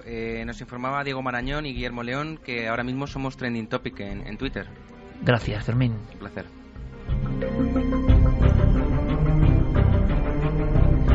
Lo digo siempre, es pues decir... esta noche mejor que nunca para alertar a la gente. Pues sí, señora. Genial, sí, que señora. se retuitee, que se diga y que todo el mundo esté alerta. Oye, Cristian, tú que tienes tantos seguidores en Twitter, compañero, hace el retuiteo de estas cosas porque es alarmante lo que hemos contado, ¿eh? Yo creo que además las redes sociales están precisamente para esto, para cuanta más gente nos escuche, nos lea, muchísimo mejor, así que se aproveche. Y un tema que además es como tan impactante, tan nuevo para mucha gente, ¿verdad? Yo creo para nosotros mismos, y tú que tienes cientos de miles de seguidores, ¿no? Pues por favor, échanos un cable en eso también, ¿te parece? Y sobre todo que la gente siga retuiteando. Cuantos más mejor, independientemente del número de seguidores, yo creo que cuantos más mejor. Nos alegra mucho porque no es fácil que entre los contenidos que están rebotándose en toda España en este inconsciente colectivo esté especialmente, como dice Carmen, lo que hemos contado esta noche, porque más allá de un buen programa, un mal programa, un programa más bonito, más de terror, más de interés, hoy teníamos la sensación, la tenemos, de estar generando una especie de voz de alarma, porque hay mucha gente que corre peligro, y el peligro está en la calle y está ocurriendo y no es ningún mito. Santi Camacho, como siempre, un abrazo, compañero. Un abrazo grande. Un abrazo muy grande. Javi, como siempre, un honor. Gracias, compañero. El honor es mío, siempre. Dentro de poco hablaremos de arte. Sí, y además mucho. Está a punto de llegar el maestro del Prado, ni más ni menos. Qué ganas, sí que. Y nosotros también, amigo. Tenemos una cita misteriosa y artística dentro de poco, pero no vamos a contar nada de momento, ¿te parece? Vale. Nosotros nos quedamos aquí ahora. Por supuesto, los compañeros de informativos con todas las noticias aquí en la cadena. 3 y 6 minutos de la madrugada, ya estamos aquí. Milenio 3, solo os digo una cosa, preparaos. Carmen Porter, buenas madrugadas. Buenas madrugadas, Iker. Con la música de un gran amigo, música especial para este programa, Francisco Rico, al que le mandamos un fuerte abrazo. Comenzamos en la nave del misterio, ¿quién si no? Charlie, Carlos, Nicolás.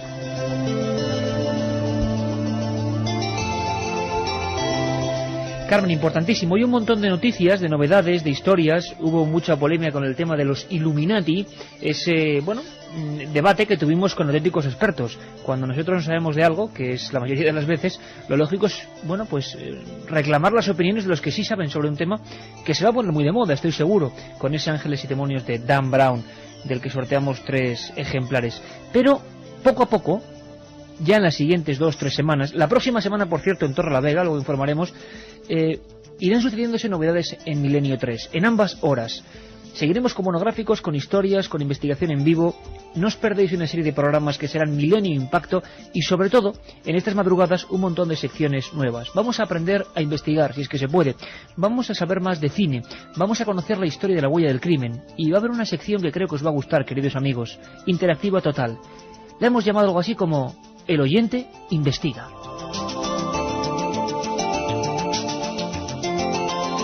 Y ese que importante, Carmen, es que precisamente eso, nuestros amigos los oyentes, que no son como cualquier audiencia, que son una audiencia viva, que son una audiencia interactiva, que hacen este programa con nosotros, nos propongan sus casos. Durante 2 temporadas hemos ido recibiendo cientos de historias, pero ahora queremos que con diversas vías puedan enviarnos también el material que aquí será analizado, que será continuada, si quieren, por ellos mismos esa investigación, convirtiéndose en reporteros, y sobre todo que tendremos opiniones, pues por ejemplo, sobre lugares extraños, sobre historia, sobre psicofonías, que imagino que será, siendo esto radio, uno de los fenómenos más elegidos por los oyentes, pero también, ¿por qué no?, intentaremos explicar los trucos de la fotografía digital.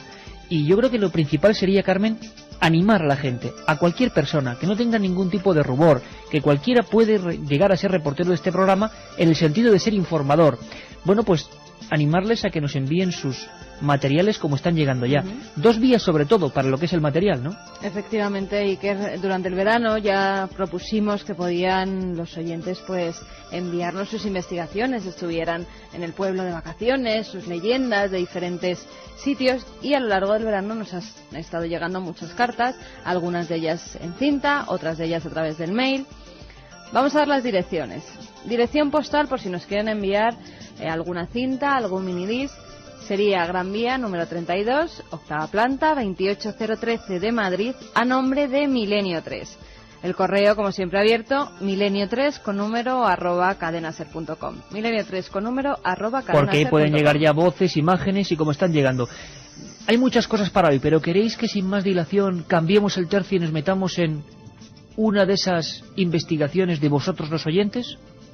Y va a merecer la pena, porque ¿sabéis a dónde viajamos? A Belchite.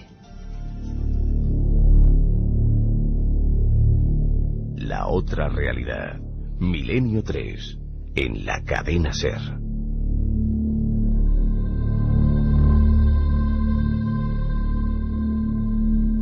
Por cierto que músicas como estas, bueno, también a vuestra disposición. 7640 Carmen, 3 CDs con las sintonías de Milenio 3, ¿no? Y las imágenes musicales de este programa. Efectivamente, Iker. Un oyente nos ha mandado las investigaciones y nuestros oyentes habituales pueden colaborar a través del 7640, palabra clave, Milenio, espacio y, como siempre, lo que vosotros queráis. A ver qué entendéis en estas psicofonías que vamos a poner ahora y que nos ha mandado, doy el nombre, Miguel Ángel Segura Ceballos. Vamos a ver, Miguel Ángel Segura Ceballos, ¿qué hacía, dónde estaba, cuál ha sido su investigación, por qué eligió ese lugar, qué es lo que hizo realmente y por qué está con la mosca detrás de la oreja? He dicho, amigos de Milenio, vamos a ver qué hay aquí. Bueno, él nos cuenta que la investigación tuvo lugar el 15 de agosto de este año 2004. Llevaba como equipo técnico, nos pone 3 grabadoras analógicas, una grabadora digital, una cámara de fotos digital, una cámara de vídeo y un detector de movimientos. Junto a él se encontraban Miguel Ángel Segura, que es él, y José Manuel. Pone yo, debe ser un amigo, pues estos 2 amigos se fueron hasta Belchite. Eligieron el pueblo maldito del que habíamos hablado en Milenio, les dejamos muy impresionados la historia que habíamos contado y decidieron ir a investigar ellos allí. Y además creo incluso que efectivamente que la gente está haciendo buenos trabajos, que luego tendrán su vida, tendrán sus publicaciones, pero hablando de publicaciones, y os lo aviso muy seriamente porque el trabajo que está haciendo Guillermo León y también todo controlado por el amigo José Manuel García Bautista es espectacular. Dentro de poco va a haber muchas novedades. ikerjimenez.com, la página amiga de este programa, 100 y pico emisiones de la temporada pasada y ya las nuevas, y siempre horas después del programa ya está ahí en internet para cualquier matiz que queréis recordar, y muchas más cosas. Va a ser un auténtico portal de encuentro con lo desconocido, un portal virtual de encuentro con lo desconocido. Bueno, pues los amigos oyentes pueden estar ahí, ¿no? Constantemente investigando. Belchite, ¿por qué eligieron Belchite? Quizá por su historia, ¿no? Para quien no se acuerde, un pueblo masacrado en la guerra civil, se cambió el mando varias veces, y aquí recordábamos incluso sonidos con Carlos Bogdanich, sonidos que parecían antiaéreos, parecían cazas de combate de la época. Como siempre, los oyentes de Milenio nos dieron una auténtica lección a través de 7640, hablándonos de qué modelo podía ser eso que se escuchaba. Pero claro, esos modelos eran del año 38, no de ahora. Las voces de Belchite han sido un constante en la historia de los misterios aragoneses. Y ahora este amigo iba para allí y ponía sus grabadoras, sus micrófonos. ¿Qué podía ocurrir?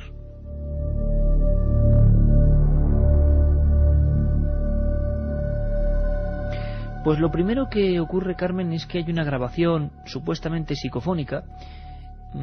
Son curiosas. Siempre hay una diferencia importante entre escuchar las cosas, bueno, pues directamente cuando llegan, en un minidisc, en un soporte, y soy muy consciente, escucharlas aquí con los cascos. Es muy distinto. Yo sé que a veces por el receptor es difícil calibrar lo que aquí comentamos, y alguna gente, depende cuál sea la frecuencia, pues puede quedarse diciendo, bueno, pues yo no escucho eso. Cuidado, que aquí tenemos a descubrir, imagino, que fraudes, historias que no son lo que parecen, y siempre con vuestra ayuda y con especialistas. Eso siempre va a ser así. La primera grabación de Miguel Ángel Segura Ceballos es, ¿no? Son una serie de lamentos, Carmen, una serie de lamentos aparentemente sin ningún tipo de sentido, muy bruscos. Toda la grabación es muy brusca, y puede ser también por el formato en que luego se ha enviado en MP3. Yo os aseguro que habrá una sección aquí para ir aprendiendo poco a poco a investigar las grandes claves, creo que puede ser muy interesante. No la impartiré yo, desde luego, que solo soy un periodista, pero gente que sí que sabe de este asunto. Bueno, amigos, todos oreja pegada al receptor, esté donde estéis. Una serie de lamentos. Carlos Nicolás, ¿vamos con ellos? Venga.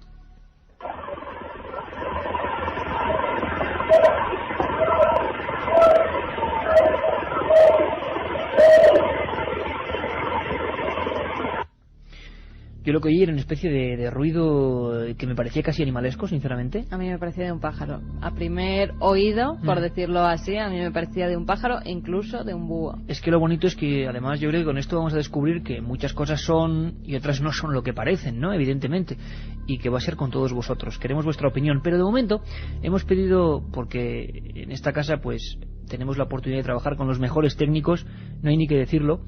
Gente que lleva años y años y años escuchando el sonido, trabajando con el sonido, analizándolo, y que tienen ya el oído hecho. A la psicofonía casi también, porque después de 3 años con Milenio 3 ya se van haciendo a ella.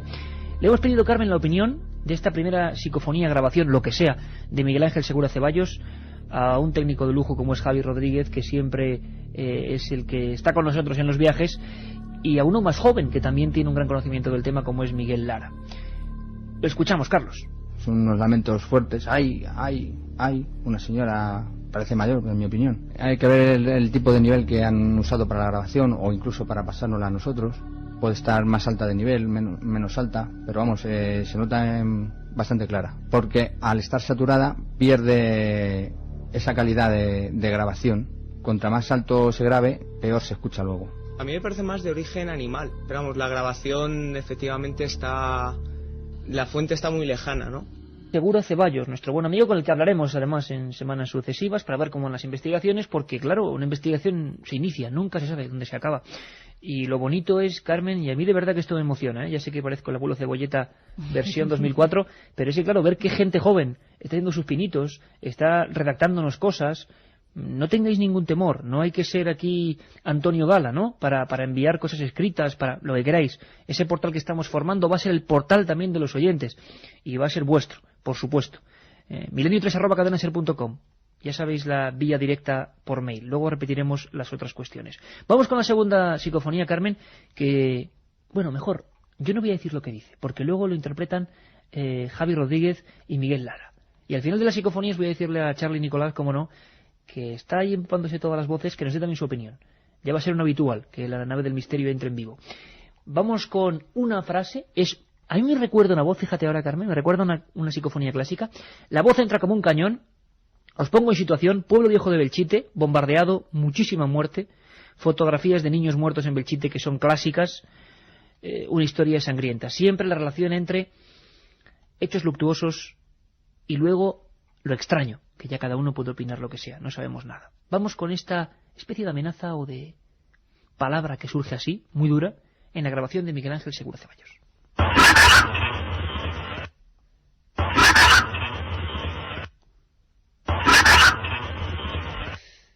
Antes de pediros vuestra opinión, vamos a ver qué decían nuestros técnicos Javi y Miguel Lara. Está mejor, para mí es una voz de hombre, y lo que dice es mátala, muy clara. También un poquito alta de nivel de grabación, pero claro, entramos en lo mismo, es la forma de...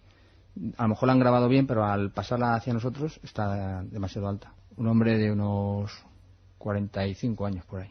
Va de golpe, eso quiere decir que el micrófono o el soporte en el que se ha grabado distorsionado totalmente, ¿no? Está muy distorsionado debido al nivel. Está muy fuerte. Vamos, aquí la fuente está muy cerca del micrófono, ¿no? Y es muy de sopetón. Efectivamente, esto es una voz de hombre. Yo creo que puede ser entre 20 y 30 años. Desde luego el nivel está muy alto, ¿no? Y hace que distorsione.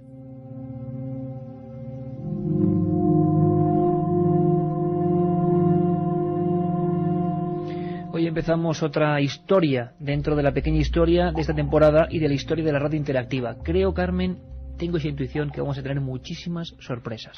No voy a adelantar nada, pero hay que decir que sí, últimamente nosotros andamos algo soliviantados por una serie de fotos paranormales, supuestamente paranormales, y que recibimos, sin este proyecto hemos recibido cientos de fotografías. Ahora es el momento, porque vamos a intentar descubrir cuáles son reales y cuáles no. Y sabemos además de la buena fe de la gente de Milenio y que la mayoría, si no es que sea un fenómeno paranormal, es por una confusión. Pero también hay fraudes. También podremos analizar esos fraudes de Internet, esas fotografías que están pasándose como diapositivas y que son burdos montajes. Pero ¿cómo distinguirlos? ¿Cómo saber dónde está el grano y la paja? Vamos con la última, Carmen, ¿te parece? Vamos a oírla y luego te digo lo que nos comentan, porque la segunda era mucho más clara. Era mucho más clara, sí. Casi todo el mundo coincide. 7640, 3 CDs de las psicofonías, iba a decir, aunque no está... Oye, ¿no estaría mal un día editar un CD con todas las psicofonías que han pasado por el programa y que te imaginas con explicaciones nuestras y de los técnicos? Sería un fenómeno. De momento esta dice... Sí que hay que explicarla, porque parece que es una voz que dice somos los únicos o somos los últimos. Es esa grabación de apenas hace 2 semanas en Belchite. Recién ocurrido, lo estamos contando. Lo que ocurre, Carmen, es que aquí sí que hay un detalle que nos hace sospechar. Si esta segunda que hemos oído sí parece bien curiosa, esta tercera creemos que tiene una explicación natural. Bueno, yo no me apunto al tanto porque yo no sé tanto del sonido, pero nuestros compañeros técnicos sí. Les escuchamos.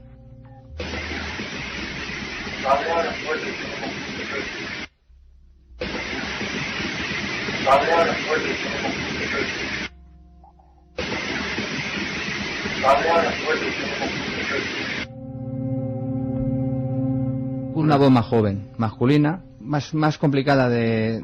O sea, no está tan nítida, está más camuflada. O sea, se mezcla mucho con el ruido ambiente que hay. Ese ruido que lo tapa un poco, yo creo que eso le hace perder mucho a esta supuesta psicofonía. No está directa al micro, está un poco perdida.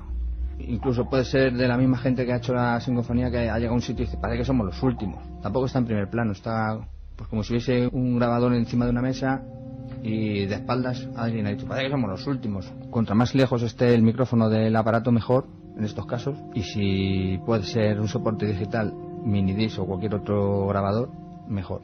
Porque nos evitamos el arrastre de la cinta, que eso siempre mete algo de ruido y nos puede llegar a confundir. A mí lo que me parece es una grabación descuidada de alguien que pues nada, se ha dejado alguien un cassette grabando y ha habido alguien que estaba hablando sin saber que había una grabadora, ¿no? Porque está muy claro y está pues eso, como si estuvieran de espaldas. Esta a mí no me parece psicofonía. Pues vamos con las opiniones. En cuanto a la segunda nos decían, es un hombre y dice cógela, nos dice Laura desde Huelva. Cógela en vez de matarla, cógela. Javi de Coruña, a mí me parece que dice matarlos. Yo te voy a ser sincero, a mí me recordaba ese famoso matar a él, ¿no? Un día había que hacer una comparativa de psicofonías clásicas. Aquel matar a él que hemos puesto varias veces, que surgió en Belme de la Moraleda y que tuvo la fortuna o la desgracia, no lo sé, de obtenerla nuestro querido amigo Pedro Amorós. Javi de Monreal, yo oigo mata, mata con voz fuerte. Mata, mata. José de Burgos, a mí me parece que dice mátala. Francis de Granada, no me queda claro lo que dice, pero sí tengo claro que da miedo. Y es muy curioso porque casi he ido antes de que hablasen los compañeros técnicos, ¿no? Y es muy curioso porque podemos hacer tales experimentos, que son completamente novedosos, como observar qué piensa la audiencia sin haber dado una explicación. Por lo tanto, ¿cómo coincide la audiencia? Por aquí en los mensajes no hay trampa ni cartón, van llegando de toda España y estamos pudiendo hacer comparativas muy curiosas. En cuanto a la última, Iker, nos dicen, Rubén de Ciudad Real, se oye como si hablase a través de una radio antigua, una radio móvil militar. Esa de somos los únicos. A mí me da la sensación de que la última es muy humana. Claro, es muy diferente. Claro, Javi de Barcelona, por ejemplo, se lo pregunta, dice, no serán grabaciones preparadas, creo que podría ser una voz distorsionada. Voz distorsionada. Yo creo que, por nuestro compañero Miguel Ángel Segura, oyente de Milenio 3, que vamos, no hay ningún problema en ese sentido. Lo que sí es cierto, y como siempre puede ocurrir, que a lo largo de una serie de grabaciones pueden colarse todo tipo de voces completamente naturales. Vamos a conectar con la nave del misterio, el interior de la nave del misterio, pantallas, discos, un mundo aparte, que es gracias al que disfrutáis de estos sonidos. Charlie, Carlos, Nicolás, buenas madrugadas, amigo. Buenas noches. Oye, tú que has escuchado, tú que estás todo el día con los sonidos también, tu sensación, hablaban de muy saturadas, sensación general. Sí, sobre todo eso, sobre todo la segunda la noto muy saturada, como muy cerca de la grabadora, vamos. O sea, una fuente muy próxima al micrófono, que no es lo habitual que hemos ido escuchando ya en 3 años, ¿no? Las psicofonías en general tienen una particularidad que es como unas voces muy lejanas, ¿no? Entonces, ¿a ti qué te inspira todo esto? A mí la tercera no me parece psicofonía, porque me parece muy real, como si estuvieran estuviéramos ahora nosotros hablando y lo grabáramos. Coincides entonces con Javi y con Miguel, que puede ser un descuido de los propios, además son dos, parece, protagonistas. Y coincide con los de las oyentes, psicofonías, ¿no? Sí, yo creo que sí. Coincide con los oyentes. Javi de Coruña nos dice, coincido en que la última no es psicofonía. Me parece un pufo esta última, clarísimo, nos dice otro amigo. Y la última es una estafa, suena demasiado claro y muy radiofónica. Bueno, yo estafa, no diría estafa sinceramente, porque siempre creo que uno no es ningún estafador mientras no se muestre lo contrario, al revés, que seguramente será en esa reunión, como decían nuestros compañeros, se ha quedado la grabadora ahí y se ha grabado palabras, creemos nosotros, que son muy diferentes, que son muy humanas. Yo me gustaría, Carlos, antes de desconectar con la del misterio, decirte, mucha gente nos está preguntando, en Aluvión, ¿cómo se podría grabar una psicofonía? Es decir, ¿tú utilizarías un micro incorporado o realmente sacarías, nos decía antes Javi Rodríguez, algo de este estilo? Es decir, cuanto más lejos esté el micrófono de la fuente grabadora, que ahora estoy seguro que muchos, imagino que menos sonido motor se grabará, ¿no? Que será más idóneo, ¿no? Claro, también depende de la grabadora. Si es una grabadora, una cassette normal, eso va a influir más en la grabación. Si es un minidisc que es digital, eso ya la calidad va a ser mejor. ¿Recomiendas minidisc digital? Claro, lo que veo es que las grabaciones están muy sucias, están muy, ¿qué muy significa saturadas, sucias, como decían. Carlos? Se nota mucho sonido de fondo, sí, mucho ruido de fondo. ¿Y vosotros podéis limpiar estas voces habitualmente cuando trabajáis con los equipos de sonido? Sí, hay programas de grabación que te separan muy bien la voz de lo que es el fondo, el sonido ambiente. Bueno, pues con ese tipo de cosas podremos también jugar y experimentar con las investigaciones de los oyentes. Como siempre, gracias Charlie, nuestro comandante en la nave del misterio, y seguiremos, bueno, aluvión de envíos al 7640 de aquel hospital que dejaste tú ahí la cosa. Uno se habla en Navacerrada, en Guadarrama. Bueno, a ver si te llevamos una noche allí, ya verás. Carlos Nicolás, muchas gracias, amigo. Hasta luego. Como veis, 3:27, los compañeros técnicos de la cadena SER, que son un lujo para nosotros, que se involucran en esta serie de opiniones y que nos dan su manera de entender la cosa. Y lo más importante... Y como saben, porque Juanma de Sevilla nos dice, en estas psicofonías no se escucha ese chasquido metálico. También, es verdad, como este que hago yo ahora mismo, ¿no? El que hacen de las verdaderas psicofonías, nos dice él, yo no lo escucho. Es verdad, en la mayoría de psicofonías que hemos puesto, más o menos reales, esto siempre poner comillas, siempre se escucha como una especie de, no sé, de advertencia, ¿no? Uh-huh. Y esto es de los tiempos de Germán de Argumosa y compañía. Bueno, vamos a hacer un pequeño alto en el camino, vamos a recomendaros esa colección que estamos haciendo con todo el gusto y con todo el cariño y que está rompiendo moldes, y volvemos con un montón de noticias, de historias, de cosas. Por cierto, vamos a recordar al Hombre Lobo, versión cinematográfica, y vamos a recordar a un personaje por el que nos preguntáis constantemente. Ese personaje, Carmen, que fue el nombre más buscado en Internet en el mundo el día 11S. Increíble, Nostradamus. La otra realidad. Fenómenos extraños. Misterios sin resolver. Milenio 3. En la SER. Si quieres viajar a lo desconocido, no dejes de leer El Archivo del Misterio, de Iker Jiménez. Los libros del tercer milenio publicados por Editorial Edad. Ya a la venta El Enigma Nazi de José Lesta, El Código B de David Zurdo, Top Secret de Santiago Camacho, Magos y Reyes de Marra y Bueno y El Camino de Santiago de Mariano Fernández Urresti. Si te gusta el misterio, esta es tu colección.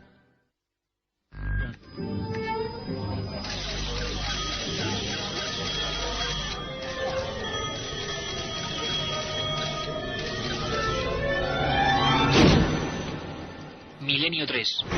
Una ventana abierta hacia otros mundos. Milenio 3. Milenio 3. Cadena SER. Pase lo que pase.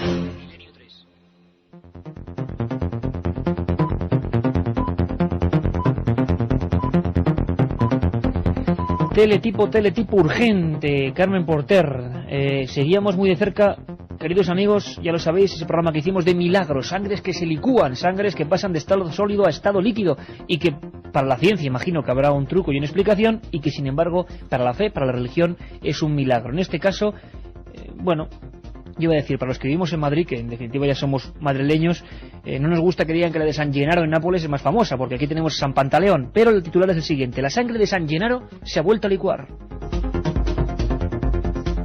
Efectivamente, Iker, la sangre de San Genaro, patrón de Nápoles, se licuó ayer como suele ocurrir desde hace cientos de años. A las 9:55 de la mañana, el cardenal de Nápoles, el arzobispo Michel Giordano, anunció el milagro a los fieles que abarrotaban el templo catedralicio en la festividad de su santo patrón.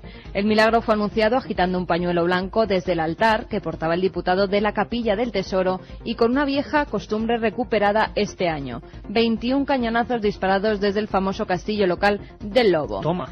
Por su parte, el cardenal Giordano anunció al arzobispo que el próximo mes de septiembre, será del año que viene, se celebrará un congreso dedicado a San Genaro y su culto para conmemorar los 17 siglos de su martirio por decapitación en el 306 en nuestra era, después de Cristo, durante las persecuciones contra los cristianos de Diocleciano. La sangre del santo se licua habitualmente otras 2 veces al año, además del 19 de septiembre, que son el 16 de diciembre, que es el aniversario de la devastadora erupción del Vesubio, en 1631, y el sábado previo al primer domingo de mayo, cuando se conmemora el traslado de sus reliquias a las catacumbas de Capodimonte. Hay una noticia que me ha dejado realmente asombrado, que son de esas que dices, bueno, ficción, realidad, y como siempre la respuesta es que la realidad es la mayor de las ficciones, la supera completa y complejamente. Fijaos el titular, amigos. Un hombre se entera de su defunción por el periódico y acude a su propio velatorio. El pasado 16 de septiembre, Dane Squires provocó el pánico entre sus familiares cuando, tras enterarse de su propia muerte a través de un periódico, se presentó en su casa de Toronto, en Canadá, donde se estaba llevando a cabo el velatorio. La confusión comenzó cuando un hombre fue atropellado por un tren. La hermana de Dane acudió al tanatorio y allí identificó el cadáver asegurando que era el de su familiar. Tras leer el diario, el presunto muerto llamó por teléfono al establecimiento funerario donde reposaba el cadáver e informó a la directora de que se trataba de una confusión, ya que él estaba vivo. Para aclarar del todo la situación, decidió regresar a su casa y allí, según ha relatado uno de los presentes, cuando lo vieron aparecer por la puerta, todos comenzaron a desmayarse de la impresión. Ahora las autoridades de Toronto han pedido ayuda para saber quién es en realidad el hombre que murió en el accidente ferroviario. Me recuerda a mi historia, Carmen, un cadáver con un nombre que no existe, a la historia del cadáver de Boissaca, uno de los clásicos del misterio, por lo menos de los últimos 10 años. Ese cadáver extraño que apareció en la vía férrea el 5 de mayo del 88, si mis datos no se equivocan, cerca del puente de Paredes, y que tenía una gran cabeza, dientes como colmillos, todos ellos caninos. Las orejas no tenían dibujos y no parecía saber lo que era un tren. Se dejó atropellar en mitad de la vía. Las fotografías que recuperamos en su día fueron espectaculares, fotografías del informe policial, y hubo un montón de hipótesis. Muchas de ellas hablaban de hombres salvajes, ¿no? O de muchachos perdidos. Y cuando son las 3:09... olvidamos, aunque sea momentáneamente, esa terrible historia de los mártires de los ovnis, de los suicidas que dejaron su vida en un terrible tramo de vía, y planteamos ya lo que va a ser nuestra hora de madrugada, porque viene cargadita de temas, de historias, de leyendas, de secciones que hablan de la conspiración, de lo que no se nos cuenta, de viajes, y lo hacemos con el mejor equipo posible. Carmen Porter, Katia Rocha, Carlos Barroso, este que os habla, Iker Jiménez, y como siempre, el capitán a los mandos técnicos, Antonio Bravo.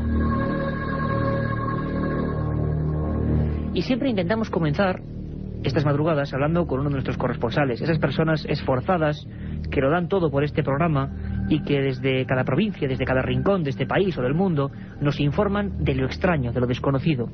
A veces paranormal y a veces no paranormal, pero sí tremendamente inquietante y que no se cuenta, de lo que apenas se habla en los medios generales. José Manuel García Bautista es uno de nuestros corresponsales más activos, qué duda cabe, ya lo vais conociendo todos. Y en Sevilla, en las últimas fechas, han ocurrido cosas que ya nos suenan, porque hace 2 años, y lo recordaréis perfectamente, en las Semanas Santas sevillanas, parece ser, esto siempre hay que dejarlo entre comillas o darlo con un margen amplio a la duda, aparecieron jugadores de rol o jugadores de algún tipo de juego que es incomprensible para nosotros, vestidos con negras galas, y que al parecer tenían incluso reminiscencias, rituales, satánicas, se denunció en algunos medios de comunicación, y que desde luego promulgaron el pánico por todo el viejo corazón de Sevilla. Todos nos acordamos de aquellas imágenes de una persona con un puñal, de nazarenos corriendo. Bueno, luego recordamos también, y lo hacemos todos a la vez en esta madrugada, en esta penumbra del estudio 1 de la cadena SER, como Mateo Gil, ese director de cine, hacía una película llamada Nadie conoce a nadie, donde daba pábulo a estos hechos y los comentaba y los interpretaba. Lo que no esperábamos, eso que el año pasado ya hubo conatos de nuevas cosas, nuevos sustos, es que este año, mucho antes de Semana Santa, hubiera incluso intervención policial, actuación en la red, censura de algunos discos, donde, bueno, algunos grupos que también algunos periodistas han tachado de amigos de lo satánico, ejercían con insultos y con proclamas en contra de la Semana Santa, y de todo lo relativo a la religión. La verdad es que en Sevilla esto ha causado cierto estupor, ha causado ciertas inquietudes, porque la Semana Santa es una de las claves de esa ciudad. Algo está pasando, algo ha ocurrido, hay intervenciones policiales y personas que ejercen rituales un tanto extraños o que al menos quieren expandir una sensación de miedo, para algunos de blasfemia, para otros de juego con oscuras intenciones. Y para al menos saber un poquito más, lo mejor es conectar con Sevilla y hablar directamente con José Manuel García Bautista, que ya nos escucha. José Manuel García Bautista, buenas noches. Hola Iker, buenas noches a la audiencia. Parece ser que en Sevilla hay consternación, ha habido actividad policial, han pasado muchísimas cosas en torno a un objeto de tecnología informática que parece que, bueno, tampoco sería muy peligroso de por sí, pero parece ser que ataca a una de las identidades máximas de la cultura sevillana, que es su Semana Santa, y sobre todo, que además esto llueve sobre mojado, porque ha habido últimamente, en los últimos años, muchos hechos extraños, podemos decir, en torno a estas celebraciones. José Manuel, ¿qué ha ocurrido? Exactamente, Iker. Pues la policía sevillana, en concreto la Guardia Civil, esta semana ha intervenido una página web relacionada con un grupo de rock que podría tener ideas satánicas, llamado Narco. Narco es un grupo de rock, como he comentado, y ofrecía en una página web y en su sede un videojuego llamado Matanza Cofrades.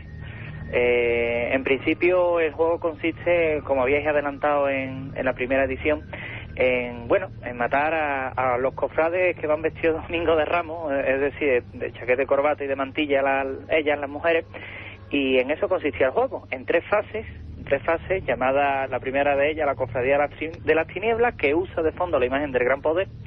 La segunda fase es la Reina de las Tinieblas, que usa de fondo al palio de la Macarena. Y la tercera fase, que se llama El Hereje, que usa también la imagen del Cristo de San Bernardo de aquí de Sevilla. Esto llegó a oídos del hermano mayor de la hermandad del Gran Poder vía email, y estos pues denuncian los hechos ante la Guardia Civil. La Guardia Civil investiga el tema, ve que se está haciendo un agravio contra el código, según el Código Penal, el artículo 525, en concreto, que atenta contra lo que es la libertad religiosa y la fe y las creencias, y decide intervenir y retira la página web y retira los discos que estaban en el mercado de este grupo. A partir de ahí, pues todo tipo de intervenciones, porque aparte de ello también interviene otra página web en la que se metía las imágenes de la Esperanza de Triana con imágenes de sexo, y todo esto ya lloviendo sobre mojado, como tú comentabas, porque todos hemos recordado aquí en Sevilla lo que fue la madrugada del pánico. Todos lo hemos recordado, José Manuel, si me permites, todos nos hemos quedado también con muchas preguntas, ¿no? Yo recuerdo perfectamente, y seguro que la audiencia de Milenio 3 también se acuerda, de esa película de Mateo Gil, que era Nadie conoce a nadie, que también retomaba los hechos, digamos, misteriosos de una especie de juego de rol dentro de la vieja Sevilla, de ese maravilloso centro urbano de la capital hispalense. Pero claro, unos decían que habían copiado, otros que era el cineasta que había copiado, bueno, un montón de cosas, pero ¿por qué, o qué pensáis vosotros los investigadores, José Manuel, en los últimos años, antes no había pasado, pero en estos últimos 3 años están ocurriendo hechos que podríamos llamar, que quieren demostrar una blasfemia evidente, bueno, que hacen capa de ello, bueno, perfecto, pero hechos también que tienen que ver con sociedades aparentemente crípticas, gente muy joven, digámoslo así, atuendos, vestimentas, comportamientos que aluden a lo satánico? ¿Qué está pasando? Pues exactamente, al parecer lo que se están arraigando es en determinados grupos sociales sevillanos, lo que se están arraigando son comportamientos y actitudes de corte satánico. De hecho, no es complicado encontrar imágenes relacionadas con el 666 o con el pentagrama, ¿no? De aquello que sucedió en la madrugada del 2000, pues se tienen 3 teorías. Una primera teoría sería aquella en que fue una gamberrada de gente que trasladó el tablero del juego de rol a las calles de Sevilla, creando el pánico. Esta teoría se derrumba porque aquello estaba bastante bien orquestado, ¿no? La segunda teoría es la que habla de que precisamente aquellos acontecimientos se crearon por parte de radicales y extremistas de que forman sociedades de tipo críptico, de tipo satánico en Sevilla, que de alguna forma podría tener alguna relación con este grupo de rock, que también parece unas ideas un tanto radicales.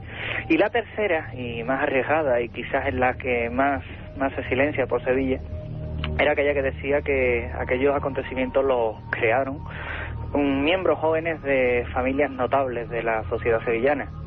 En este punto, aquella investigación policial pues queda silenciada. No se vuelve a tener demasiadas noticias del tema, pero lo que sí parece es que ha habido un claro comportamiento anti-Semana Santa, de corte podríamos decir incluso ritual, perteneciente a algún tipo de comportamiento sectario, que básicamente la misión es sabotear la Semana Santa sevillana, incluso las imágenes. Es extraño, es raro, y de momento, como te comentaba antes, la Policía Sevillana y la Guardia Civil investiga todos estos acontecimientos. Además, tú que estás habitualmente enterado de todo lo que se cuece por Sevilla, has informado a veces de actos extraños, como se han producido en otros puntos de España, contra imágenes en cementerios, profanaciones y demás, pero hay más misterios en Sevilla en los últimos días. Nos hablabas casi a micrófono cerrado anteriormente. Vuelven, al parecer, las observaciones de ovnis en la comarca, ¿es cierto, José Manuel? Es cierto, y además, Iker, en primicia para Milenio 3, como no podía ser de otra forma, tenemos una serie de casos extraños que han estado ocurriendo en Sevilla, que son unos determinados avistamientos que han provocado apagones de luz sobre determinadas localidades sevillanas y de otras provincias cercanas a Sevilla. El caso es que el pasado día 27 de noviembre se produjo un apagón de luz en la ciudad de Sanlúcar de Barrameda, en Cádiz, y precisamente ese día que se produjo ese apagón general en Sanlúcar de Barrameda, pues se pudo observar sobre la unidad de transformación que surte de luz, abastece de luz a esta bonita localidad costera andaluza, pues se vio una serie de luces, y tras esfumarse esas luces, tras acabar lo que estaban haciendo, pues en el cielo, pues ¡bum!, se produjo el apagón. El apagón fue a las 8 de la mañana y la luz se restableció completamente a las 11 de la mañana. Así hay 2 casos más con este, y la verdad es que la actividad ovni vuelve. Lo que pasa es que este tipo de fenómeno ovni, o esta fenomenología relacionada con unidades de transformación, pues digamos que son poco vistas por aquí, por el sur. No deja de llamarnos la atención, evidentemente, que coincida un apagón de luz con, evidentemente, un avistamiento ovni. No sería la primera vez, desde luego, José Manuel. Yo recuerdo ahora mismo perfectamente un caso que ocurrió en Bolullos del Condado en los años 70, y otro en Álava, en la zona de Ali, relativamente famosos. Como decimos, y como hemos estado comentando, llueve sobre mojado, los hechos misteriosos a veces tienen determinadas conductas que se nos escapan a todos, con cierta lógica dentro de su ilógica. José Manuel, muchísimas gracias, seguimos en contacto, y desde luego cualquier nueva información al respecto de estos enigmas del cielo y la tierra, estos son tus micrófonos, compañero. Muchas gracias, Iker.